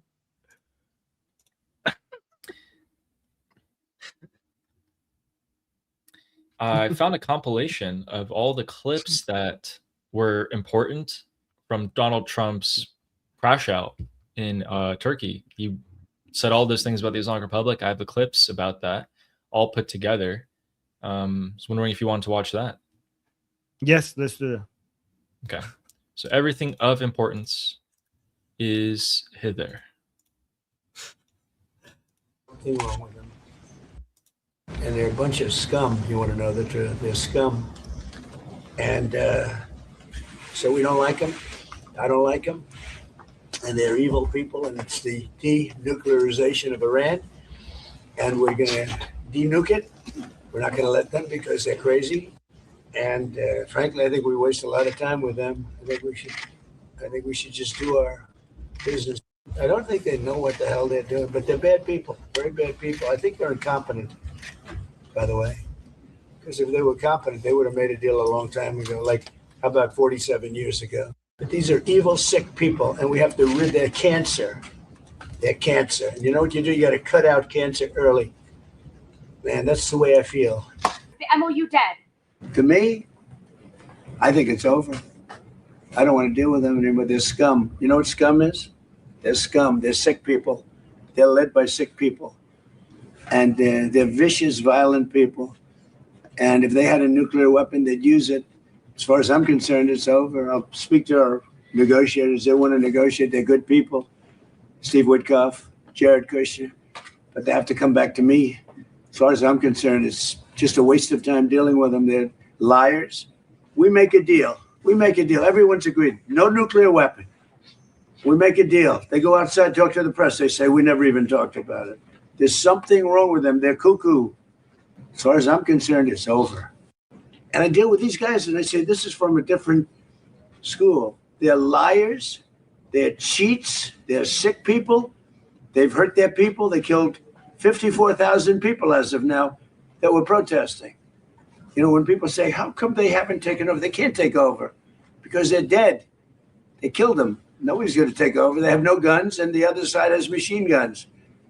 And they're killing them. The press doesn't report it. But they're bad people. They're bad people. And frankly, I don't want to waste my time with them. Now, I'll let our wonderful negotiators keep talking. So, real quick pause there. So he said 54,000. So he did mention that, guys. This was 2 days ago during the Ankara Turkey summit. Everything he's saying, all these clips are in the span of like 50 minutes of him talking to the press here. And you can see that he's genuinely had it with them. But we will finish on our own with or without help. You know, it's not like we needed it, you know, like don't downplay the role of the Iranian people here. Like they are a much, much bigger player than anyone will give them credit for. But Armin, can you see how frustrated he is with them? Yeah. He's done with it. He can't believe how disgusting. Like he has dealt with a lot of people, and he's now dealing with these people. Like he has never met anybody this dishonest, this bad faith, like this untrustworthy. And I think like he has dealt with so many people of so many kinds, and I think President Trump is just shocked about how low these people are compared to everyone else. Yeah, I think so. If they want, but I don't see it. I don't like. Okay, so here's an important thing. Wonderful negotiators keep talking if they want, but I don't see it. I don't like these people. You know that? They violate the. So I'll let my negotiators keep talking if they want, but I don't see it. That's great. That's great. I haven't heard him. Correct me if I'm wrong, guys, but I haven't heard him say that before. Agreement every day. They lie, they cheat, they kill people. They've been killing people for 47 years. They knocked out the SS Cole. They'll never build a nuclear weapon under our deal, but I don't know if we're going to have a deal. We may just do it without a deal, because you know what? It's easier. Because these people, they lie and they cheat, and you have an agreement, and they'll go outside. For instance, they agreed, well, we'll never have a nuclear weapon. They agreed. Then they go outside, they have a news conference where they leak that we never discussed the subject. Now, who would believe we never discussed the subject? Because for me, that's 99.9% of what we're doing. It's denuclearization of Iran. Iran, they've misbehaved for 47 years. They've killed our soldiers, they've killed our people, and they've killed a lot of people all over the Middle East and elsewhere. And so we have a score to settle too. Little ones. That's all they have is little ones. Are you going to try to take out more tonight? Will we go tonight? You know, normally I wouldn't tell you. But you know what? There's not a thing they can do about it. So the answer is probably. They deserve it. Look, we're not attacking at the highest level. The highest level of the bridges, they're which we can knock down. I would say in one day we knock down every single bridge in Iran. There's not a thing they can do about it. Their electric manufacturing facilities, right? If we have to, we'll take them out. I don't want to do that, but if we have to, we'll take them out. They have desalinization plants. We'll take them out if we have to. I hate to do that. That's probably the one I would like not to do least. We attacked Karg Island last night. We knocked out a piece. I said, don't touch the oil, because maybe we'll take over Karg Island. We may take over Karg Island. There's not a thing they can do about it. But I said, don't hit the pipes, just hit everything else. And they hit it. They may hit it again tonight. So, as for your question, normally I'm not that way, but they really deserve it, because they're saying they want to make a deal, but they don't. They asked for a timeout. They wanted to go to the funeral of Khomeini. And I said, give it to them. And they start shooting missiles. Now, we did kill him. So I guess you have to look at it that way. But the funeral took place. And Amazing. A timeout. They wanted to go to the funeral of Khomeini. And I said, give it to them. And they start shooting missiles. Now, we did kill him. Oh, yeah. Amazing. We did kill him. So yeah, there's actually 5 more minutes of that. So you guys can see we only got through half of all the things that he said about the Islamic Republic, and we can see most of those things were about him being fed up with them.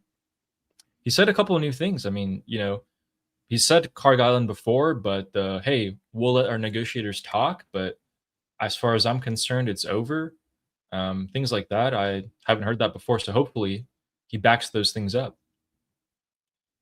This is the most aggressive he has ever been, for sure. Yeah. The most What's aggressive.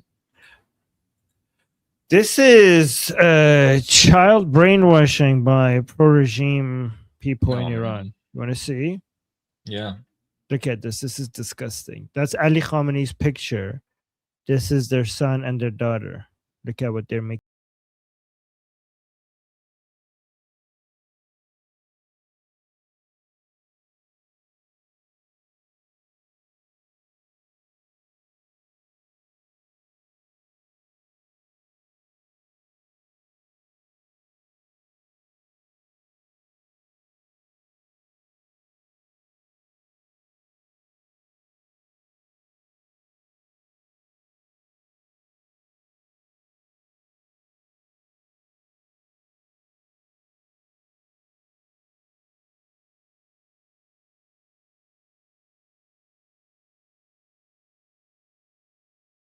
Ali's about It to hurts. Even his sister's like, what is wrong with you? Oh, what do you think about this? Oh man, This is Yeah. this is child abuse. This is actual child abuse. absolutely. That is absolutely. And that will actually be child abuse in the new Iran. Yes, that will be considered a crime in the new era. Yes, for sure. Jeez. Okay. It's wonderful. Okay, look at this. More signs of. Here, look at this. Look at, there's more signs of KILL Trump in the funeral in the last day. We're still seeing that sign everywhere.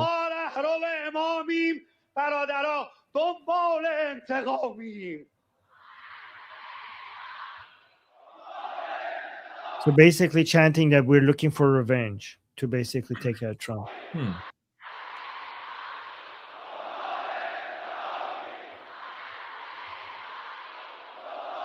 They're like, we are the followers of our supreme leader, and we're going to get revenge. Ali Mir Bagheri came on TV, on state TV, trying to convince people to focus, that revenge will come later. trying to Oh. reduce the expectations again. Yeah, I'm not gonna play the video. But Wow. yeah, the head of the Paidari camp is So- just basically telling people to just be patient, like Hossein was patient.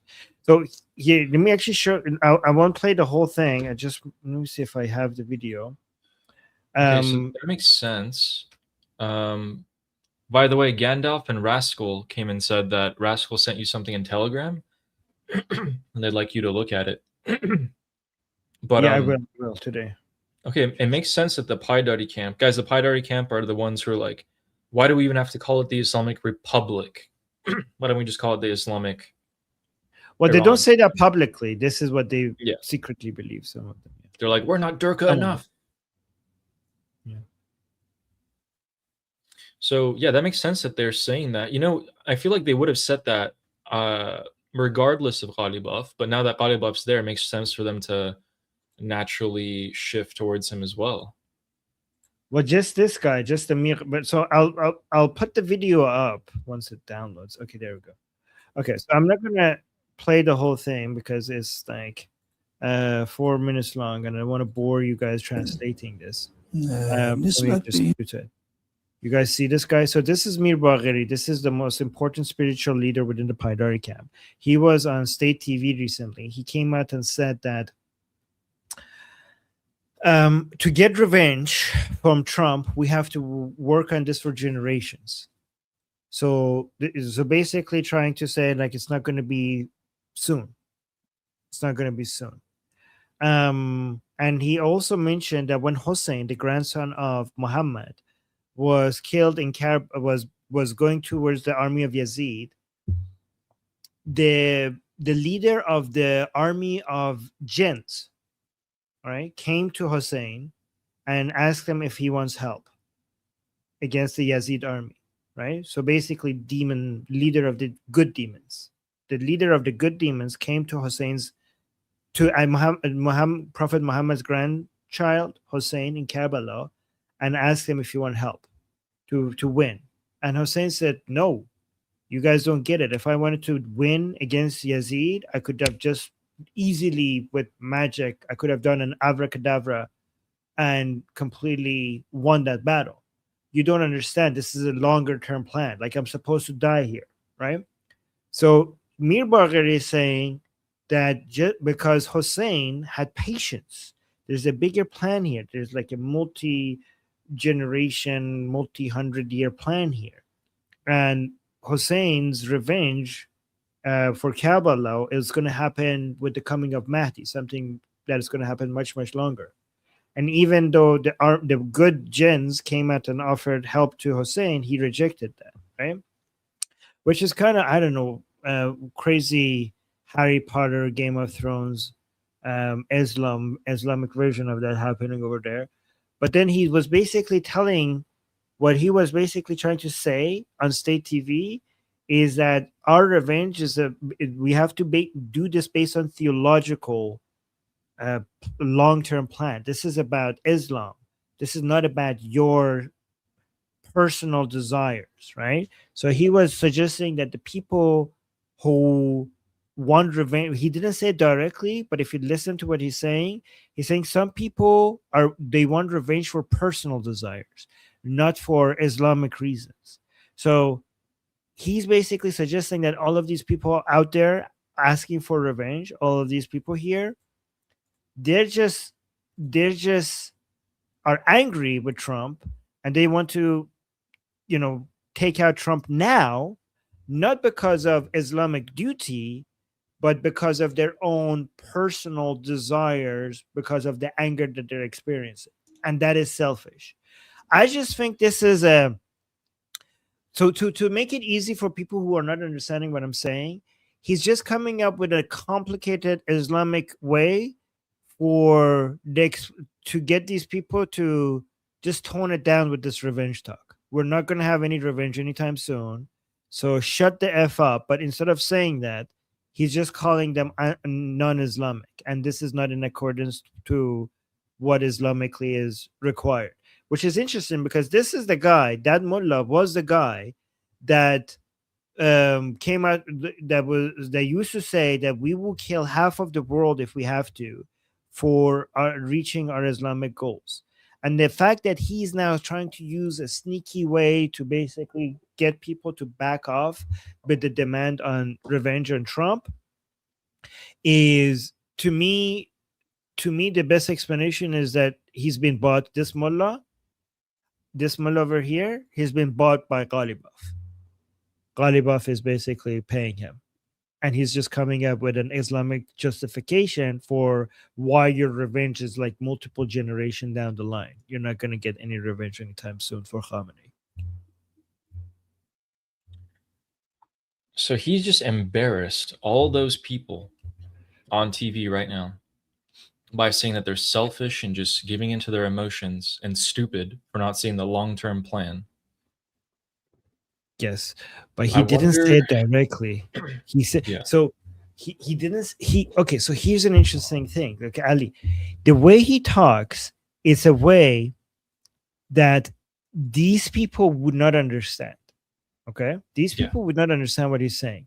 The people who would understand what he's saying are these people. Okay, these people. This guy over here, this guy over here, this guy over here, right? And tell people who that represents. The Paidari mindset, right?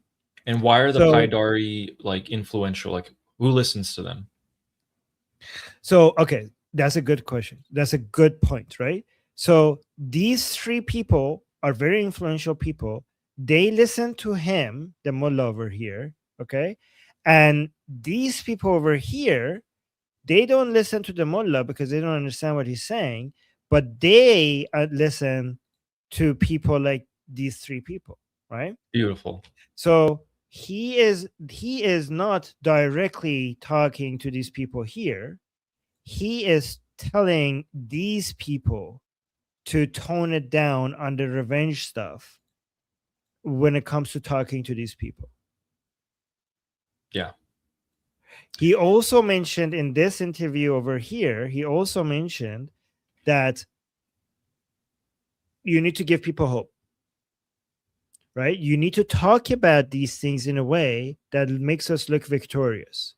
So he says you can criticize, but only in a way that doesn't take hope away, right? So when he says you may need to make this look victorious, he's talking about what Ghalibaf and the negotiating team is doing right now. You need to make that look good. That makes sense. Well, he didn't say this directly, but I think he didn't say it as directly as I'm saying it, but they understood it. In fact, they tried to challenge him on it. They tried to challenge him. At one point during the interview, one of these people said that we were told that Israel and United States wouldn't be able to do SHIT, like they wouldn't be able to do anything. Okay. And then they said, this guy specifically, this is on the Islamic Republic State TV. This guy specifically said the very person who said that was killed by them. You know who he talking about? Well, I mean, that was the majority of the IRGC commanders and advisors. No, he said Amrika و اسرائیل هیچ غلطی نمیتونن بکنن. Ali Khamenei said that, right? Oh. So he didn't mention Ali Khamenei, but he said the very same person who said that Israel and America can't do SHIT was killed by them. So he was talking about Ali Khamenei, right? And then the mullah said, yes, but that has no effect. He says what he means, he tried to justify it by saying when Ali Khamenei said that they can't do anything is because Ali Khamenei being killed is all part of like the plan, the longer term plan, right? So this will have no impact on our path towards that plan. So what this means, by the way, can you go back to that guy, the one who was challenging him real quick? Kind of want to scope him out. Guys, these are the extreme Durkas. Like these guys are the crafty. This one. Yeah, can you go like 2 seconds like later when he like turns to the side? I got a glimpse of his hairline. I have no idea what's going on there. I'm not really sure if that's like a hair transplant, if it was like 3 hair transplants, I don't know. But So, guys, what's happening is that Ghalibaf has brought these guys over to his side, and he is trying to take power away from the supreme leadership. He's directed the master Durka here to tell his minions, who will tell the other masses of people that, hey, revenge on the supreme leader, let's forget about it for now. Okay, let's focus on other things. Let's focus on what Ghalibaf's wanting us to focus on. So Ghalibaf is reaching out to all corners of supporters of the Islamic Republic, and he's trying to see which one sticks the most and how many people can he gather on his side. And we can see that with this happening right here. He's trying to take away from Mujtaba. He's trying to take power away from Mujtaba, which, I mean, he already controls Mujtaba anyway. But this is basically turning into Ghalibaf's absolute, this is looking really good for Ghalibaf so far. Yeah. Yeah. And then here, so let me actually show you. Did I show you this one? This is a new video. I know I showed you another video from Jalili. Yeah. Demonstrating that in the streets, he has a lot of popularity. Jalili is the most important person within the Paidari camp, the most important politician, right? Real quick, before you show this, so how many people, or what percentage of the regime do you think listens to the Paidaris?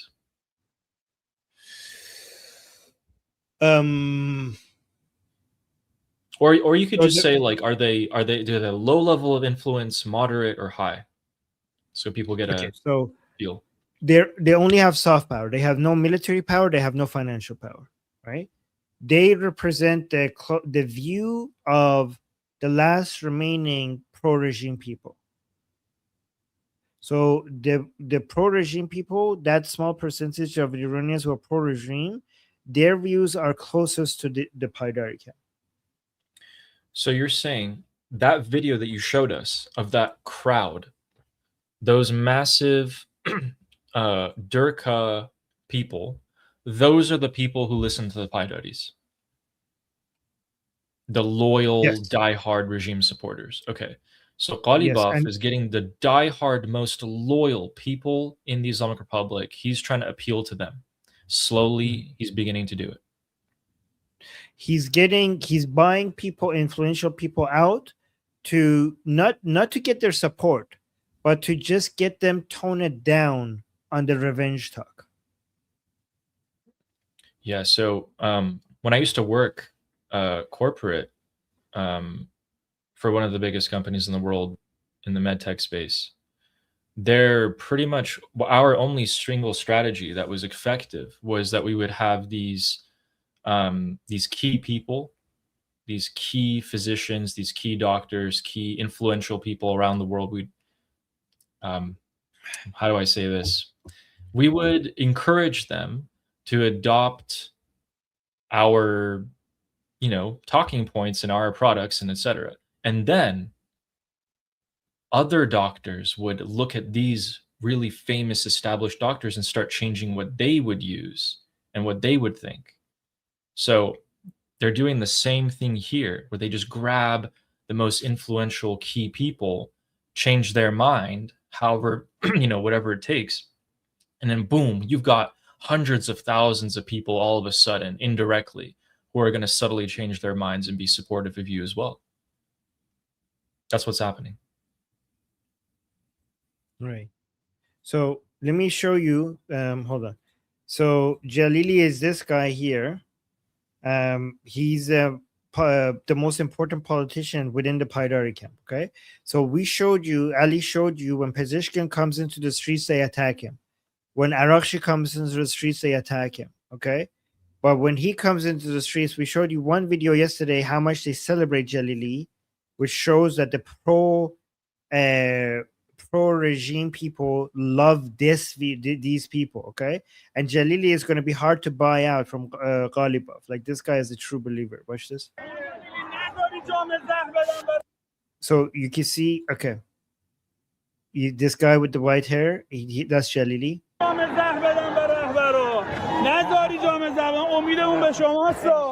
So what they're saying is very important. Okay, so they're saying nazarin jam zahr ro bedan be rahbaramon. Okay, this is a very historic. You need to understand the history before what they're saying. So Jalili is in the streets. Somebody is telling him, please don't let our supreme leader drink the poison cup.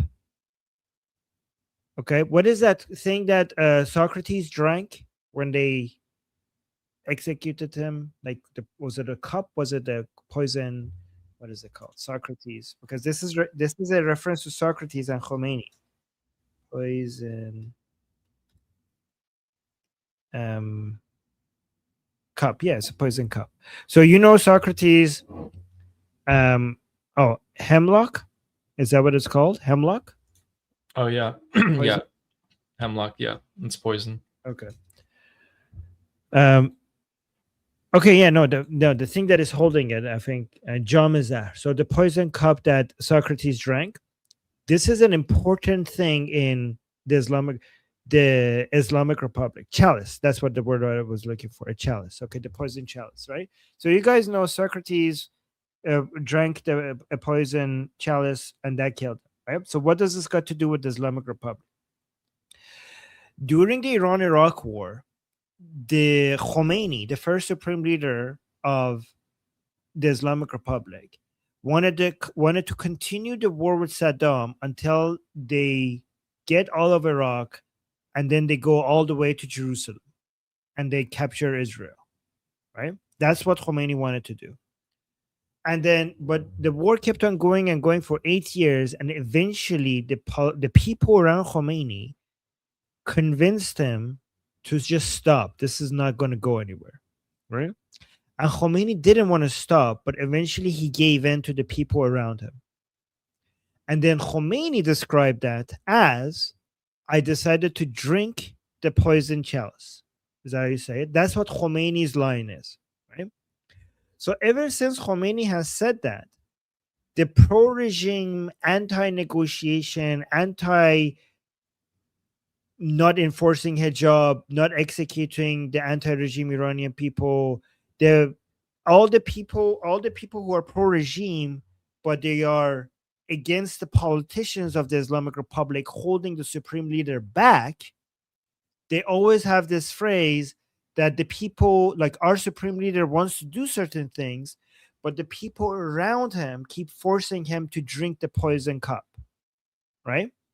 So ever since Khomeini said that, now the pro-regime, pro-supreme leader, anti-Islamic Republic politicians always think that the supreme leader has his goals properly set, but the politicians around him keep holding him back, the same way that all the 12 imams, all the 11 imams of Shia Islam were betrayed, especially Ali, the first imam of Shia Muslims, were betrayed by the people around him.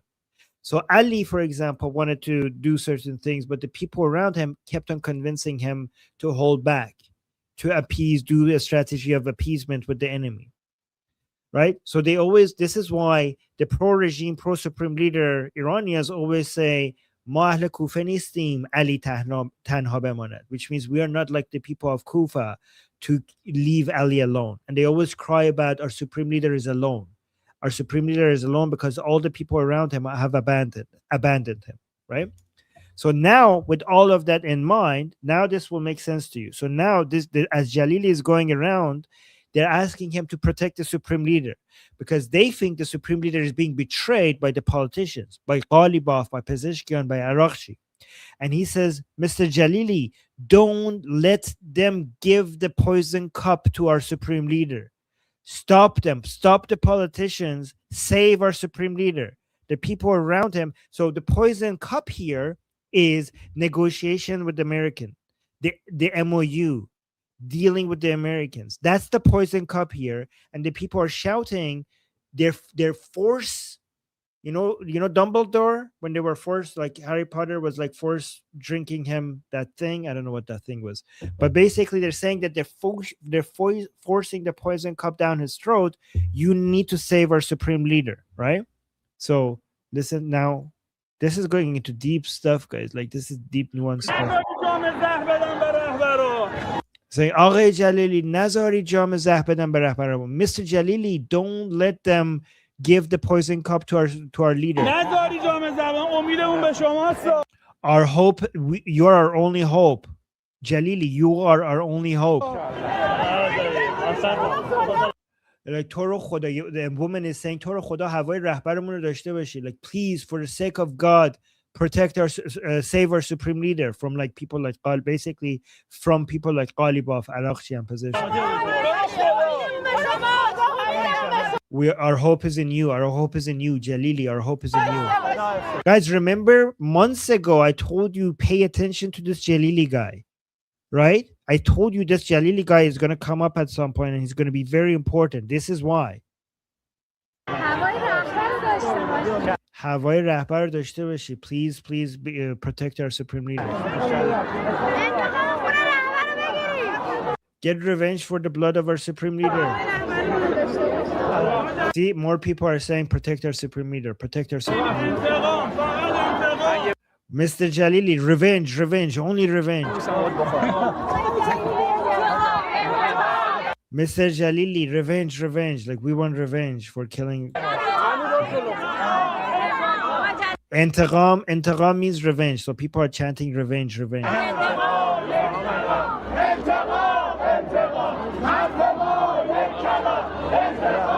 Now everybody's chanting harf ma yek kalam, integam. Like all they're saying, everything that we want to say is just in one word is revenge. So that was that revealing? I think this one clip was very revealing. If you understand what is happening here, this was just 40 seconds of a video that was eye-opening. If you're not Iranian and if you understood what's happening here, you understand the Islamic Republic politics more than 99.9% of not just average people, but just analysts. Can you go back to where he was walking through the crowd? Maybe like 10 seconds ago.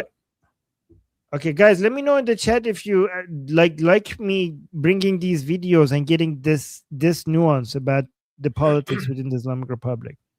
Like right there where we can see the women. Okay. So, guys, play it. This is who Armin's. No, sorry, you just paused right there.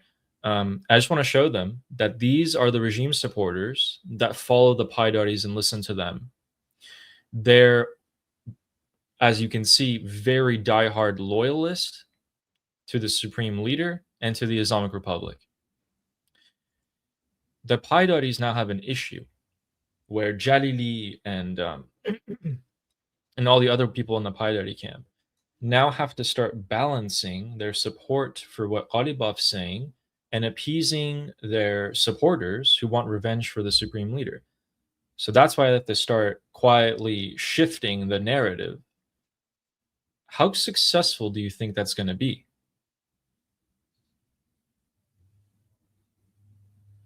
I think it's not going to change a lot of their opinions, but it is going to make them lose hope in any sense of revenge, getting any sense of revenge. Okay. They're going to give up. Some of them are going to give up. Okay. So, yeah, that makes sense. You have to, you lose some of your supporters every time you change a stance. I mean, if me and you suddenly started talking about, just like, I don't know, Russia, Ukraine, then we'd lose all of our people who are interested in Iran. And these guys have to shift their narrative too. And they have to do a 180. They have to somehow slowly do a 180. Interesting. Yeah, somebody saying Western media misses this completely. There's nobody in Western media that even understands this at the level that I just explained this to you. By the way, Ali, this is even more nuanced, but I think you should know this, right? So you already know Tasneem and Fars that are IRGC affiliated, right? Yeah. This one over here, remember this logo. This is Raja News. This is a Supreme Leader. This is a Paidari affiliated media outlet. So Gotcha. Raja, remember Raja, okay?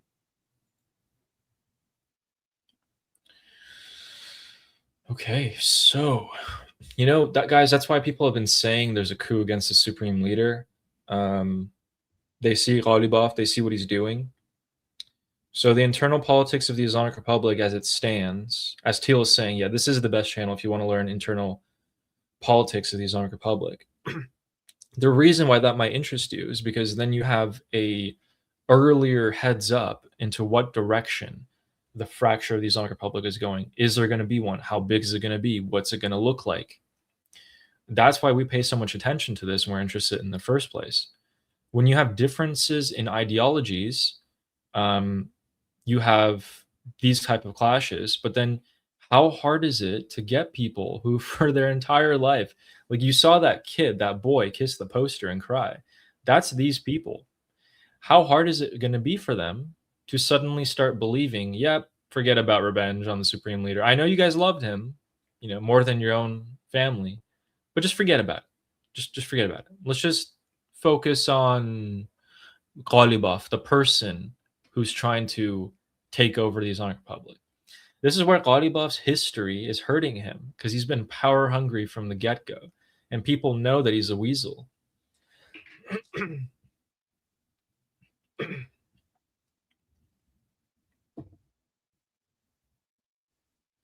You know what I'm not really optimistic about is the IRGC here.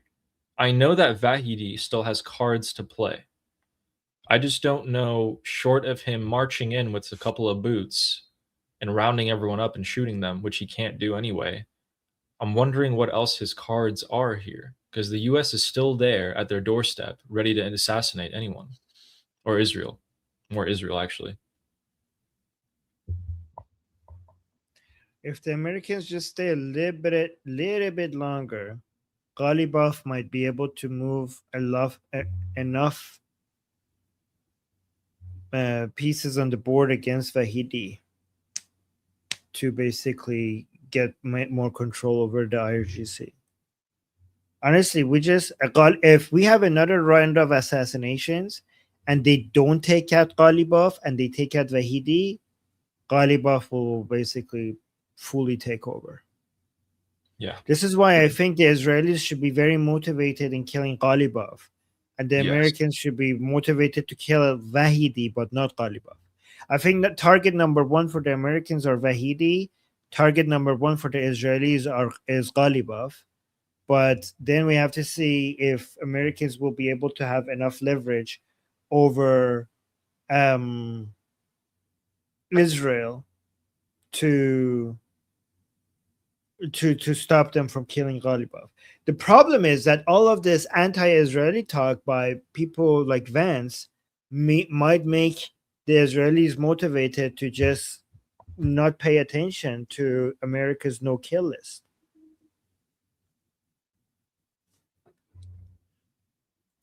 Ooh. I mean, that's good. Oh. Yeah. Yeah. What's that? Fine stars, you're sounding like a Paidari person now. She's anyways, never mind. Okay, so Steak and Beans gave us a super chat to get us to confetti. So we didn't get confetti because we were out of it's past the time limit, but I feel bad. So I'm gonna do confetti myself instead because we got to 9 super chats before the time limit, and then we didn't get to 10, but we did get to our goal because of Steak and Beans. So given that it's not doing confetti because it's after the time, I'm just gonna do confetti myself. Yay, confetti. Oh no, Amir is saying confetti. No, there's no confetti because it's after the 2-hour mark. Okay, I'm gonna do another confetti for Amir. Sorry guys, thank you for the support. Okay, confetti. Yes. Guys, put confetti in the chat so that we could basically do people are seeing the 9 and they're trying to do super chat to get the confetti show up in the chat and it's not working. Thank you guys, that's very sweet. Thank you, Steak and Beans and Amir. Oh, it's okay. Oh, look, everybody is doing confetti now. Thank you, guys. See, we got this is actually a better version of the confetti, community made.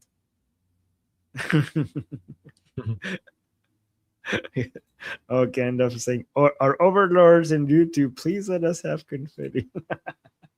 There we go. See, we have confetti. There we go. We do. Oh, there you go. There we go. You guys are awesome. I love you guys. Thank you, guys. Okay, we should do the super chat. So we have the Persian American saying, to be fair, the word ass is in the Bible. Okay, very fair. If I believed in the Bible, that would be very fair. Thank you. That's a good point. I didn't know that. I mean, ass as in a donkey, not as in a butt. Okay, I believe it now. All right, there we go. And Right. thank you, Noah. And the Fleshy Interloper saying Islamic box worshippers. Yeah, they do. Mujtaba didn't show up, by the way. So they do seem to be worshipping boxes, coffins, really. I mean, yeah. Yeah, Ali Khamenei's box is not as interesting as the Schrodinger's box that Mujtaba is in. The superposition, the superposition True. of Mujtaba Khamenei. True. People are coming out with all sorts of conspiracies, being like, "Oh my God, was this person standing behind the sons of Khamenei Mujtaba? Was he wearing a black baseball cap? Like, was that him? Maybe he's lost some weight." Coping. You guys tell us we're coping. They're coping. They're coping way harder. Thank you, Fleshy. Wait, hold on. Worshipping. So, hold on. The turban. Let me actually show you this. Yeah, the Shias are actually, they do worship items. Like boxes. It's shirk. It's like idolatry. Sunnis hate that. Sunnis hate that Shias are obsessed with. Like they kiss the shrines, the boxes, the cloth, the items. Like it's very Catholic of Shias, by the way. This is the exact same thing. Some Protestants don't like that the Catholics, have these items that they consider holy. This is the exact problem that Sunnis have with Shias. But now that we're highlighting that, let me bring this up. Look at this. This guy is making money by making replicas of Ali Khamenei's ring. انگشتر آقای شهید رهبر انقلاب با ذکر انمعی ربی خداوند با ماست به درخواست مکرر شما براتون تهیه کردیم. So I don't know. He's saying this is the actual ring. The way he's talking about it makes it seem as if this is the actual ring, but it's a replica and he's selling it. مکرر شما براتون تهیه کردیم. انمعی ربی خدا با منه. سیهدین او هدایت میکنه میگه چه کار کنیم کجا بریم. من به شما عرض میکنم انمعی ربی. See, this is a good money making scheme, right? You could buy this online probably. Oh man, that's like it's like buying a swastika nowadays. But thank you. Saying, I want this. Oh man, soapbox. Yeah. Someone said $5 on eBay. Oh. Money glitch. And thank you, Fleshy. Jagatai is saying Ria Janasat Minaksam, best song ever. Saying like I'll dance on your corpse. Best song ever. Yes. It's a Persian song about Ali Khamenei. Finally. And all the Persian people, yes. Yeah. It's a good song. Thank you, Jagatai. And Fleshy Interloper, who said for Trump in a box. Wait, what? The confetti one? The confetti one? The oh. out of the box, yes. It's like Trump in a box. Oh. Yes. For a second, I was like, You know? Okay. Yes. Yeah, you got me No, really good with that one. I was like leaning in Yeah. and everything. You're like, look like- carefully. I was like, okay, I trust Armin. Yeah. Thank you, Fleshy. And James Moore saying, not the biggest fan of Trump, but he was very clear here, referring back to when we were playing the clips of him. So where did he say the Islamic Republic of Japan? I mean, Yeah, he did say another clip, but here's an interesting thing. Do you want me to show it? Yeah, I find it. Okay. So in Iran, Trump fans have a theory about why he said that. Do you guys want to know? No. So, okay, here. So here Trump said this. Let me play this for you guys. Islamic Republic of Japan. So most people's understanding here is that Trump misspoke, right? Let me play this. 100. I told this story yesterday. We had 111 missiles shot by the Islamic Republic of Japan. They were shot at the aircraft carrier. 100. I told this story yesterday. So many people think that, okay, so he meant the Islamic Republic of Iran. He misspoke. Some people are saying like some people are making fun of him. Some people are saying like, come on, everybody mistake. We all make a mistake sometimes. Okay, but hey, there are on Iranian social media, the pro-Trump Iranians were saying like, no. By the way, guys, we have Iranians who think that Israel gets us, but Trump doesn't. But we also have like Iranians who really love Trump and say like, no, you guys don't get it. Trump knows exactly what he's doing. So we have both types in Iran, right? But some, not all, some pro-Trump Iranians were saying like, no, you guys don't get it. Trump said this on purpose. Why do you think? What's their theory? Probably Pearl Harbor, the bombing of the American carriers and ships. Maybe the Islamic Republic's trying to do that. They're imperialistic. They have proxies. No, he's saying he's gonna like destroy them, like like nuking Japan. I see. Like he's like United States nuked Japan. So he's basically, they said that he's hinting at going on full devastation against the Islamic Republic. He like the Islamic, like what we did to Japan is hint regarding what we're going to do next. So some pro-Trump Iranians are like excited, like, oh, this is actually a hint about what he's thinking. Again, I'm not saying that. I'm not saying. Yeah. Look at, but by the way, BT, yeah, I'm not saying that, but like BT was like nuclear, and then BT got, as soon as I said this, BT got it in the chat, and she's like, "I'm always right." Yes, you were, BT. I saw that you got that. Guys, I'm not saying that. I'm not saying that this is 5D chess move. I'm just saying that what I saw on some pro-Trump Iranians saying that. Okay, just reporting to you the news. Yeah. I mean, then they also must have said when he was like, there's going to be one large big glow coming out of Iran. I'm talking about that too. Interesting. But yeah, apparently, James, that's where he said it. But we have the other 5 minutes of the clips. We can watch that tomorrow as well. But thank you for that. Thank you. And then Arzu saying, thank you both. Just wanted to say hi. Hello. Hi, Arzu. Thanks for we showing missed up. you. Yeah, Arzu. Thanks for coming back. Yes, thank you very much. And Steak and Beans, who said confetti. Yes, Steak and Beans is to you what Fleshy Interloper is to me. Yes. Thank you, Steak and Beans. You're always having our back. Yes. Also, Amir as well. Amir also tried. And speaking of Amir, Amir also said confetti. And Amir confetti. Looks out. Amir's a very kind soul. Thank you, Amir. Thank you, Amir. Thank you. Appreciate you. And we have Cleary saying, if Trump killed all the leaders of Iran, who is he negotiating with now? He's negotiating with Alibov. And he didn't kill them all. Yes. He's negotiating mostly with Ghalibaf.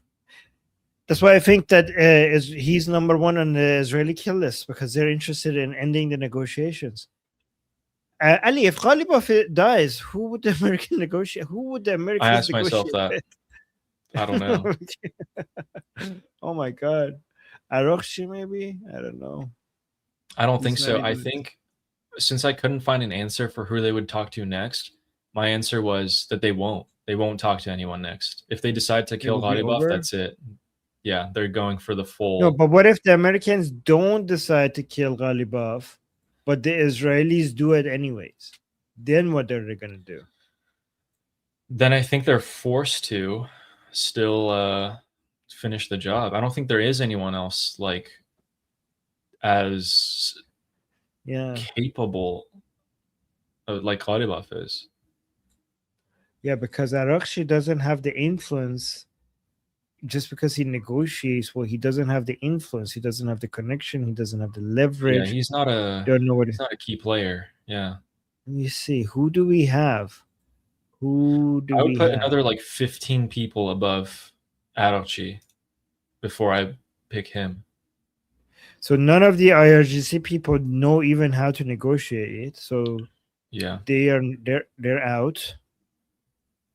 But who even maybe- has the pull? I mean, the closest Maybe- person that even has pull would be oh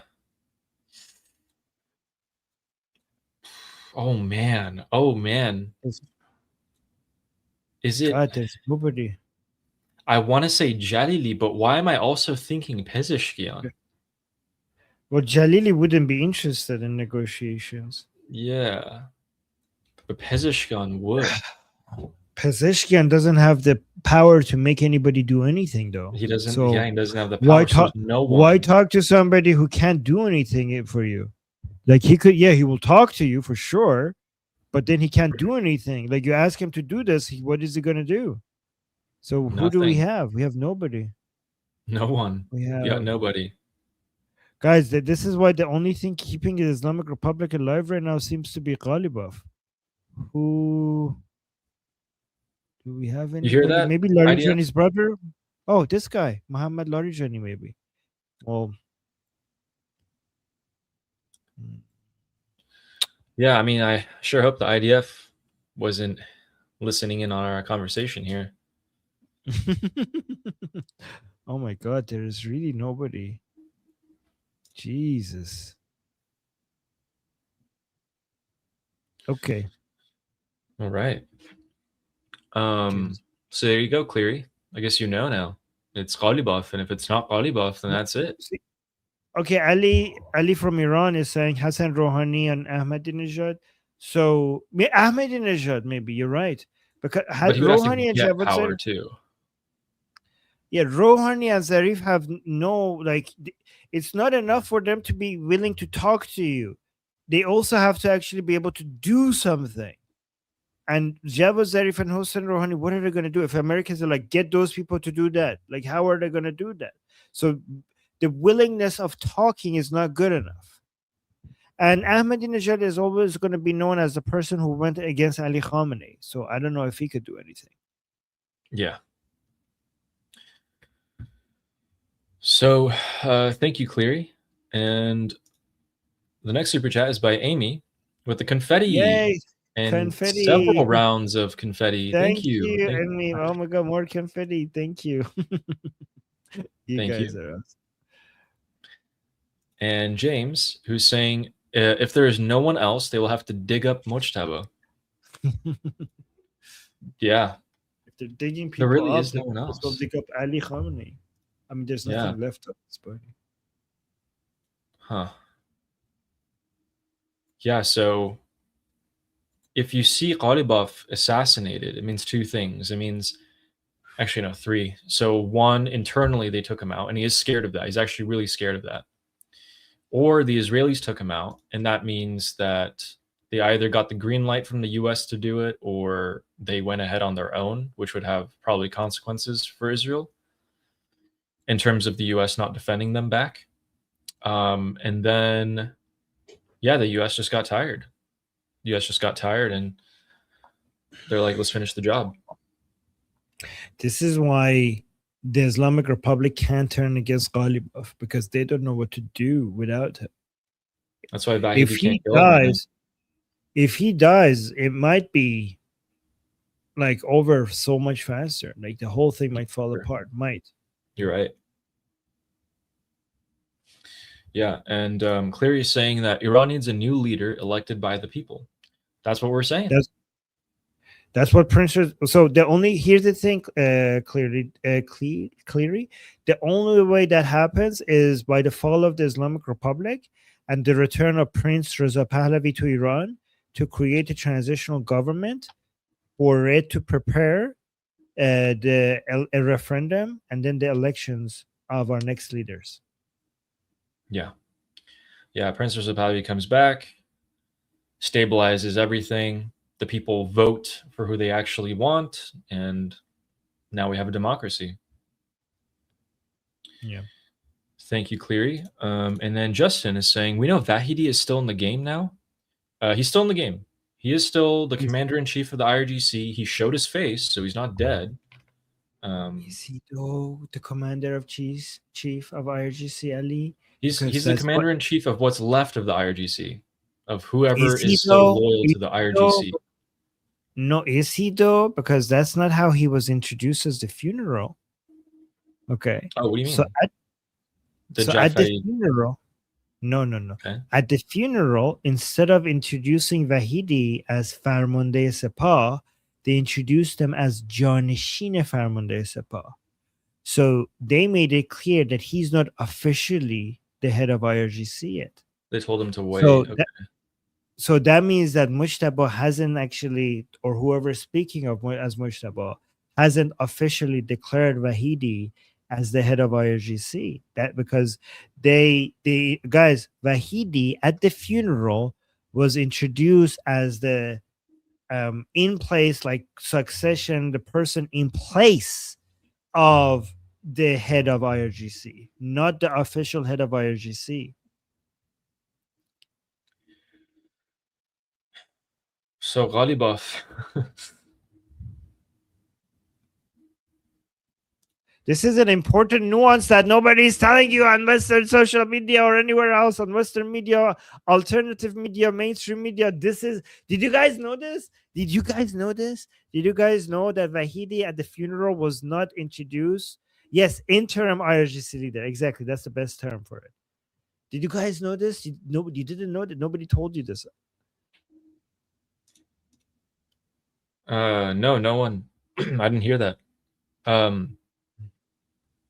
Well, thank you, Steve. I need some experts to help me determine if this is AI or not.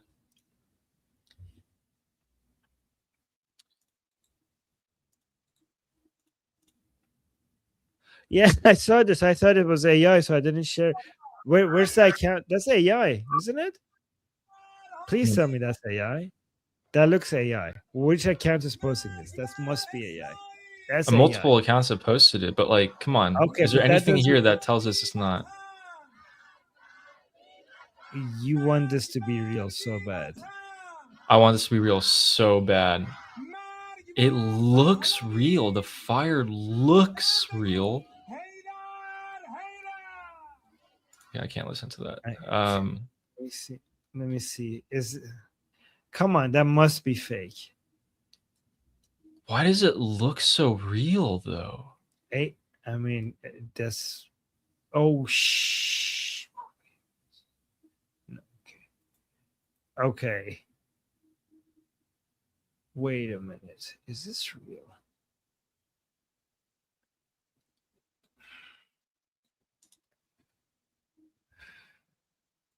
Okay. No way. I mean, first of all, it's not actual like plastic Lego. They just set it on fire. Is this the official account of Press TV? I know they don't get a check mark because of their. Let me just double check. Let me go to their website and then check their X account or their. Press No TV. way. Okay. Lego Iran.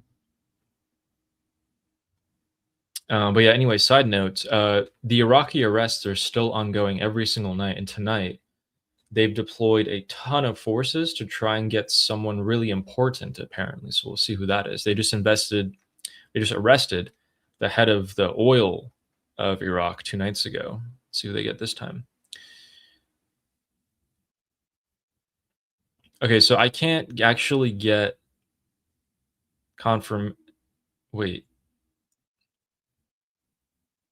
Wait, there's more videos though. Okay, it might be real because this is an actual Press TV account. It seems like it. So, okay, if this is real, I don't know what to say anymore. That's crazy. Guys, can somebody help us out? Is this an actual Lego Trump?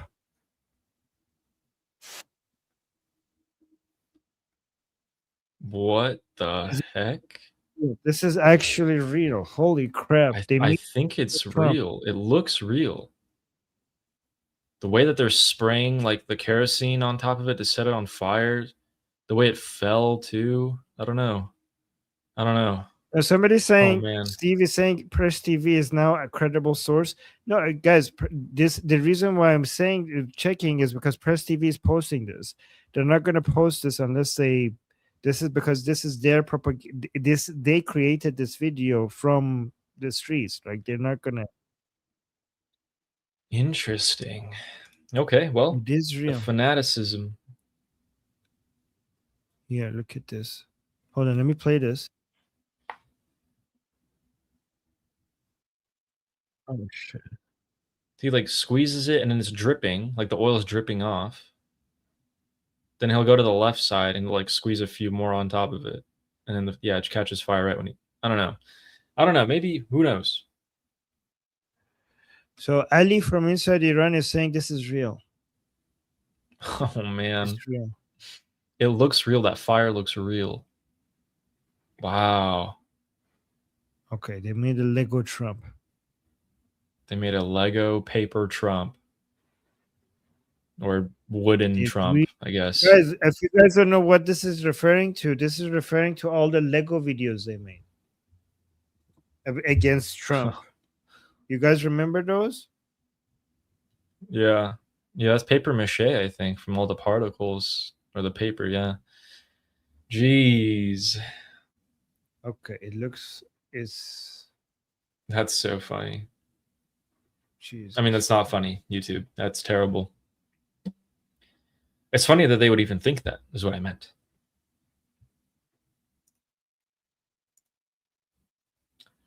Okay, yep. Apparently it's real. Jesus Christ. These people have lost their mind. Look at the effort that they put into this. Yeah.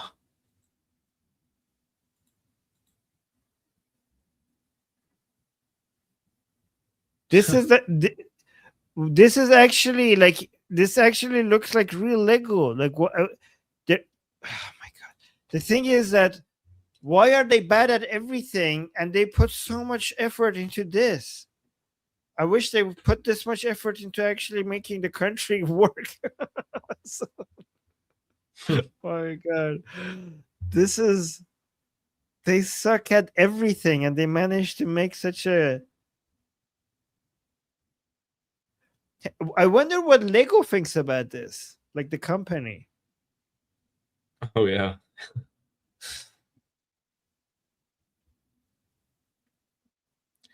Yeah. I don't know. What do you even say about that? I mean, so at this here's point, the thing. Look at the ground, everything. Okay, so this is why I think it's might not be AI. Unless AI has managed to keep things consistent, because you can see the background, right? The background is the pictures of the, Haji Zadeh, Qasem Soleimani, and it remains consistent throughout the video. So if this is AI, then AI has advanced to beyond levels that I knew. If this is AI. You see that? Like AI, you're telling me AI managed to put Haji Zadeh and Qasim Soleimani in the background on the billboard there, and also managed to keep it the same throughout the video. If that's AI, like holy shit, man, AI has advanced a lot. Interesting. Yeah.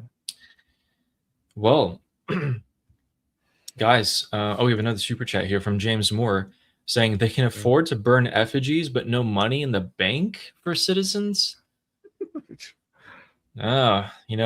Surprising but not shocking. True. Yeah. And James has been paying attention. Yes. So, someone said Grok analyzed it and says it was real. Okay. Is that really a good way to realize this? Like to figure this out? Is Grok good at figuring this out? I'm not sure. I actually never really used X before I started doing YouTube here. But a couple of months ago, I gave my picture to like a video that I took myself and give it to AI, asked it if it was real or AI, and it said it's AI. And then I was like, but I recorded this. So maybe, maybe since a few months ago, maybe it's better now. Yeah. Yeah.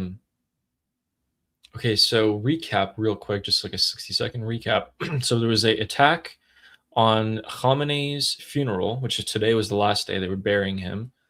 Attack, multiple armed individuals, resulted in elimination of multiple IRGC officers. We don't know who it is. It could be either the MEK, the Mujahideen, or the Iranian opposition, the Immortal Guard. So we'll see who claims responsibility for that and provides proof. The United States and Israel both said that they did not bomb Iran today. They said we didn't do it, but someone did because there was explosions in jets. Was it the Arab countries, or is there a new player? And then what's the other thing? So we saw more of the way that the Islamic Republic is trying to collect themselves with what Ghalibaf is doing. He's trying to pass down orders to key people and get the supporters on the ground to push his or be on board with his narrative. So he really is trying to do a zero-sum game and take everything. Trump has come out and said 10 minutes worth of really harsh words against the Islamic Republic, that he's done negotiating with them. At the same time, we still hear that there's possible negotiations. So that's also something we have to see. That's where we're at right now. And the strikes in the past couple of days have been the heaviest since the 40-day war. I miss anything there? Let's see. The price. Oh, the oil. The United States oil reserves are at 250 million barrels. If you drop below 200 million, you're kind of screwed. It's going to start hurting you, doing some permanent damage there. We're only 50 million barrels away from that, which is it's a small buffer, but it's not a huge buffer. And the ships today there's only been a few that's come out of the Strait of Hormuz. Yeah.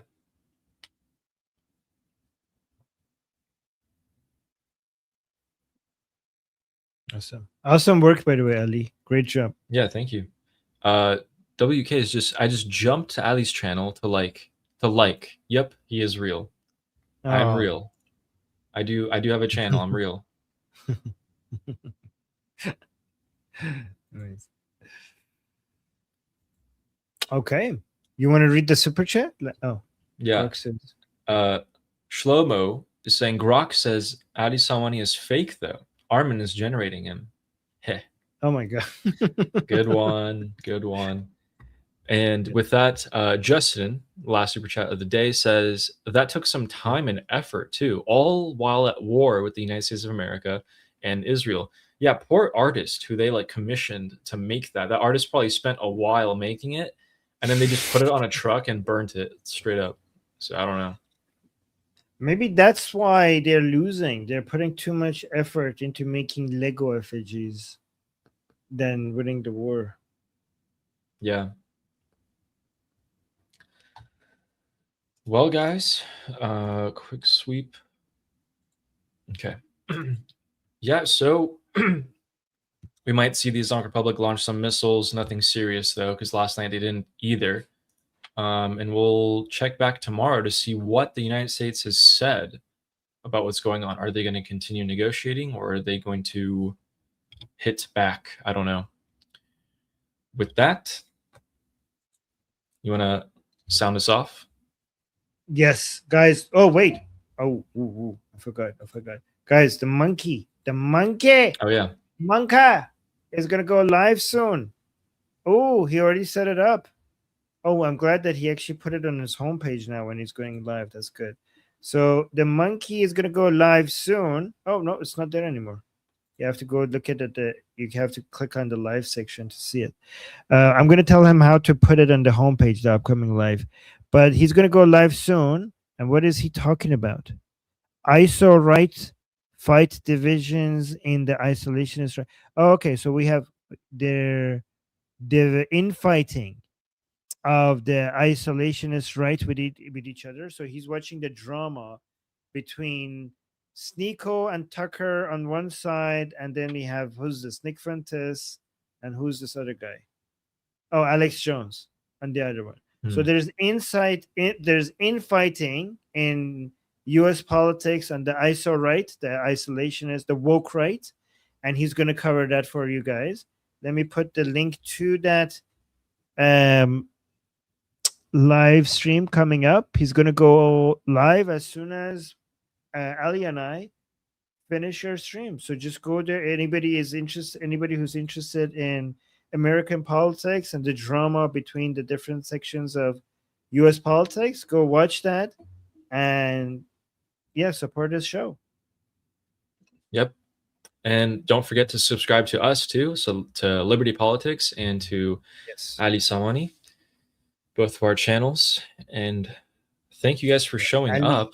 Yep, there I am. Ali's channel. I'm going to post a link to Ali's channel in the chat as well. Go subscribe. Yes. Thank you very much. And we have Sarah with another super chat, very kind one, saying, "We love you guys. Thanks so much, Javid Shah." Thank you. Javid Shah. Really, thank you. Javid Shah. Speaking of Javid Shah, guys, we're about to go. So we'll see you guys same time tomorrow. And until then, I'm Israel Chai. Slava Ukraine. Cuba Libre.